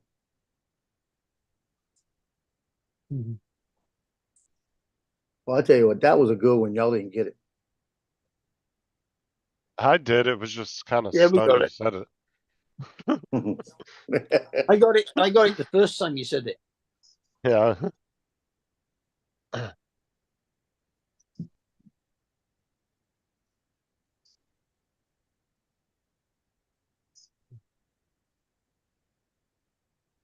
Like, have you seen the new fad with the scent pods that they put on top of the water bottles now? They're supposed to give you the illusion you're drinking flavored water, but it's just regular Oh, water. yeah, the smell Yeah. of it. Yeah. It's supposed to trick your brain into thinking that you're drinking it. Well, they got all those bottles now that have the filters, the flavored filters. Yeah, yeah, And I've then seen those. They shit, have the drink little, water. It's cheaper. and some of those aren't cheap neither. The one that has the 4 slots and you can put the 4 different cartridges in it, those are expensive. Yeah. Uh, I'll tell you where it's at. My daughter calls me last night. She goes, Dad, can you do me a favor? Can you give me some money so I can get some pull-ups for the baby? I said, you don't have any diapers? She goes, no, we got diapers. She's giving us a hard time changing diapers. I said, you're the adult. She's the baby. Change the diaper. I said, I understand that. I said, she said, but you know, I said, well, get David to buy his baby pull-ups. She says, well, he's got money for rent, but he don't have money for the pull-ups right now. I said, well, take it out the rent, and then y'all just got to figure it out. And she says, well, it's hard right now. I said, yeah, because you're not working. You're the one that got out the job. I said, I don't need to be buying my granddaughter pull-ups like that. I said, it's your baby, not mine. So I said, I'm doing my bills. Let me look at what I got. I looked at everything. I said, let me give her $20 to get some pull-ups. So I called her and I said, this is where it's at. I said, how much are pull-ups? She goes, about $24. I said, how you figure? She goes, well, we're not going to get them. We'll have them delivered. I looked them up. I said, well, wait a minute. I'm giving you $20 to have somebody deliver pull-ups to you. I went on Amazon. They were $9. I bought 2 of them on Amazon. I said, you'll be there Tuesday. Put her in diapers until Tuesday. yeah, see, this is the one that a lot of YouTubers started promoting. And these are just scent pods and you clip it on the top. Yeah. That is so And stupid. then it's supposed to give you this like aroma, but there's some that actually, the one guy I watch, he's very critical on stuff. Like he doesn't take any sponsorships or anything. He actually goes out and buys everything himself. And he said it seemed to work a little bit, but you know, there's a lot of other YouTubers out there getting paid to promote that. But I just don't get why. Drink water. Yeah. Yeah, I agree. Well, like I said too, if you want flavored water, there are healthy flavored waters out there. If you go look at read the Propel bottles, there ain't Yeah. shit in that. Tea. Yeah. There's a little bit of natural flavor and that's it. There's no sugar added. There's no aspartame. There's no Yeah, don't. Sometimes I like to get some fizzy water, and so I will get fizzy water. Other than that, it's just filtered water out of the fridge. Mm-hmm. Because I started drinking a lot more flavor like water recently. Ever since I had that thing, I still have a little bit of soda here and there, but I started drinking a lot more water. And so when I went to Walmart, I was looking at the different flavored waters of what they had and what was in them and all that. And the Walmart brand was not good at all. Like it tastes good. It's carbonated, but there's a lot of shit like aspartame and different shit in it. Yeah. And then I started looking at Propel and it didn't have any of that in there. And so I started drinking that. Yeah, JD, if I drink LaCroix, my favorite LaCroix is the coconut flavored or coconut scented LaCroix.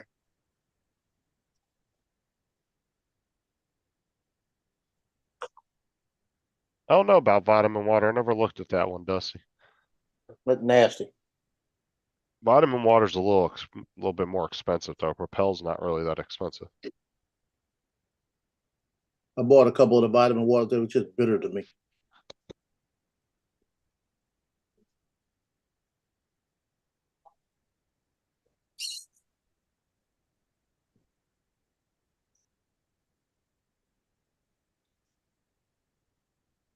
Yep. We all have to drink something, obviously.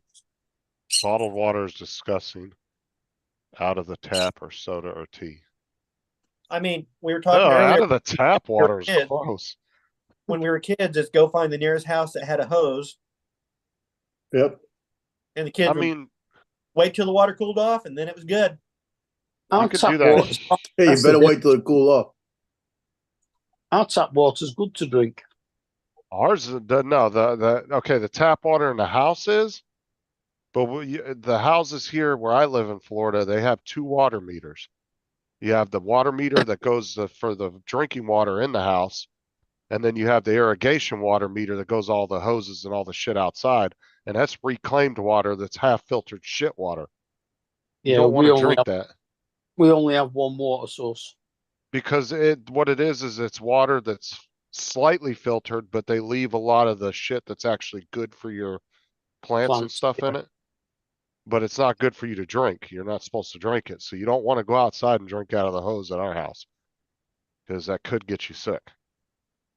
But yeah, I remember, but like out my dad's house out in California, he had his own well on his property and it went about 200 feet down. I think was the depth of his well is like 240, something like that. And that water was so clean, dude. It would come out of the tap and it tasted like bottled water. And it would be ice cold because it would come from that depth in the ground. And it would just be nice and ice cold. And it would taste like bottled water. Like he didn't have to have his well, treated and everything like everybody, like some places, you have to get them treated and all that. That water was just so awesome tasting back then.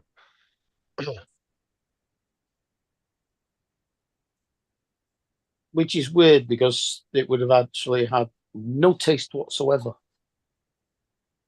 Well, I'm just saying it doesn't taste like city water. Tastes fresh. Right, fresh and clean. It doesn't have all that chemical.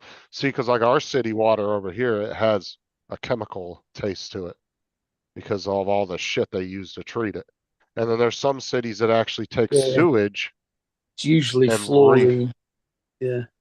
Yeah, over here, some cities will actually they'll actually take sewage water and filter it so much that they can turn it back into drinking water. But then there's so much chemical taste in it from whatever the hell they put in it. Oh, everywhere does that. Yes, astronauts drink their own filtered pee in space. And I've talked about it before, my water purifier that I take camping, you can filter urine. What's up, JDS? Because it gets down to, I would probably want to cool off after I. You want this?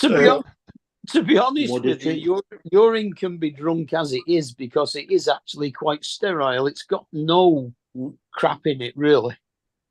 That's all been filtered out. It does have minerals and stuff in it can be drunk, but it does have minerals and stuff. You can't just, it's not the optimal. It has potassium in it. And possibly sugar if you've got excess sugar in your bloodstream.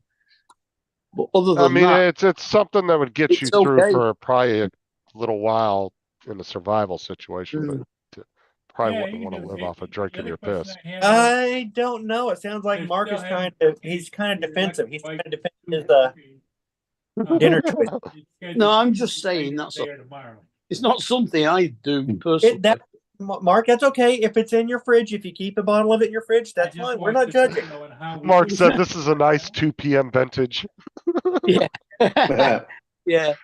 This Just was after freshly 20 pints. This was after 20 pints of really good beer.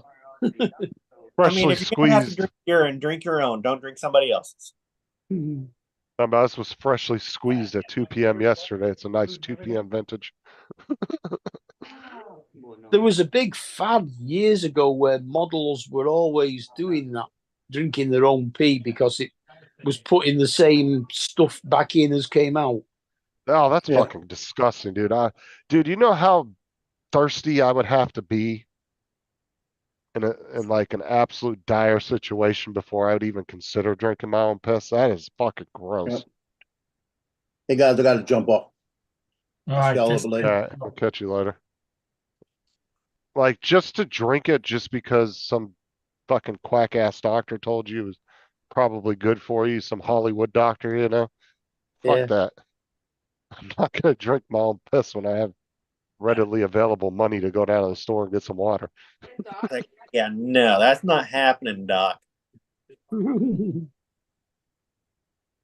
People will do stupid shit like that all the time, though. Like these weird diets that come along, you know? Yeah. No, it's Like I good said, for there No. was that whole diet fad a couple years ago where everybody was drinking the apple cider vinegar.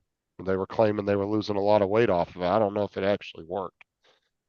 But a lot of people were claiming they were losing a shit ton of weight by drinking it. But just the It was probably giving them ulcers, and it was the ulcers that were causing the weight loss. yeah, that was a big diet fad over here a few years back.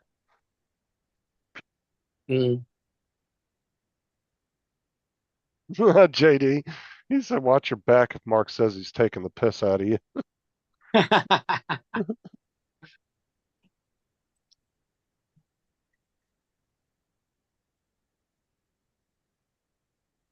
You think he's joking, but he's in full harvest mode. I mean, I would have totally been the tap for all those models, though. I mean,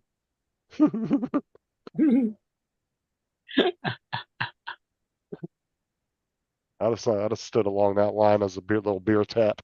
There you go.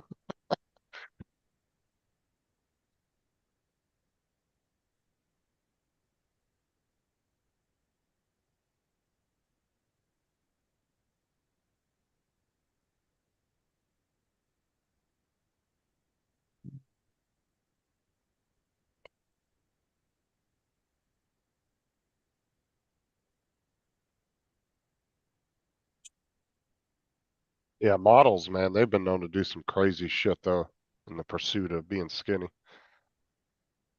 Yeah. A lot of anorexia and different shit come out of that industry.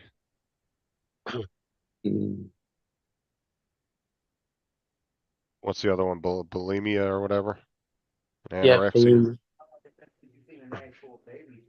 Yeah. Anorexia is hiding your food, and bulimia is making yourself sick after you've eaten it. Yeah. Yeah, I want to be a mom. I want to be a mom. I don't want to be a mom. She was just a woman like, I want a baby. Hey, you want to lick at her feet. What? Did you just say I want to look at her feet? That's what I thought you said. I think he's talking about the dog. Oh. It's like one of those conversations sounds really bad, but you're not watching. You can't see what they're talking about, so it's taken out of context.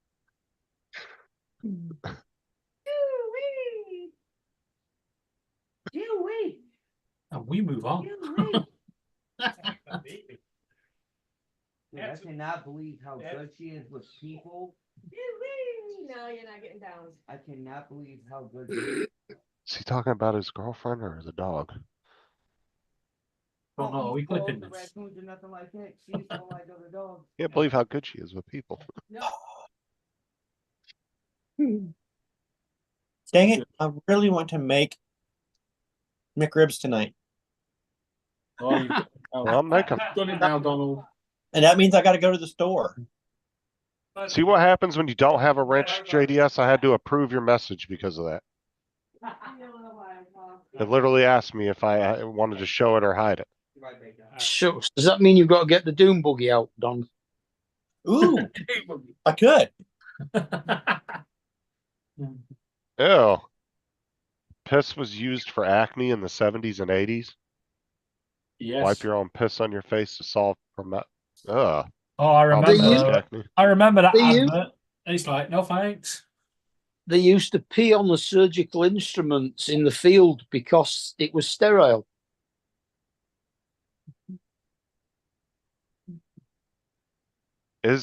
So your piss is that sterile? Yeah. Okay.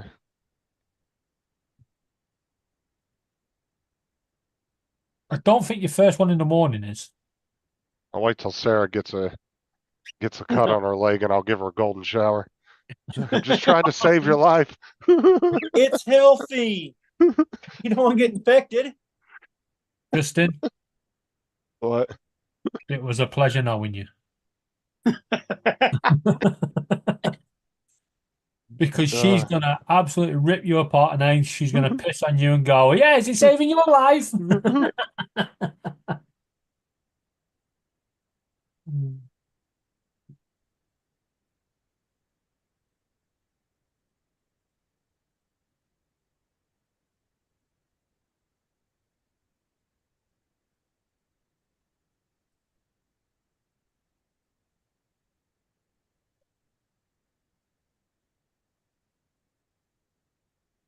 Well, guys, I think I'm gonna call it.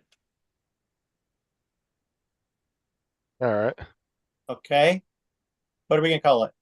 Okay, we're calling Done? it. Calling goodbye. Time to take a piss. Okay, everybody. David, I'm glad you're doing better. Laura, Yeah. Mark, take care. Donald, Justin, we'll see you a little later.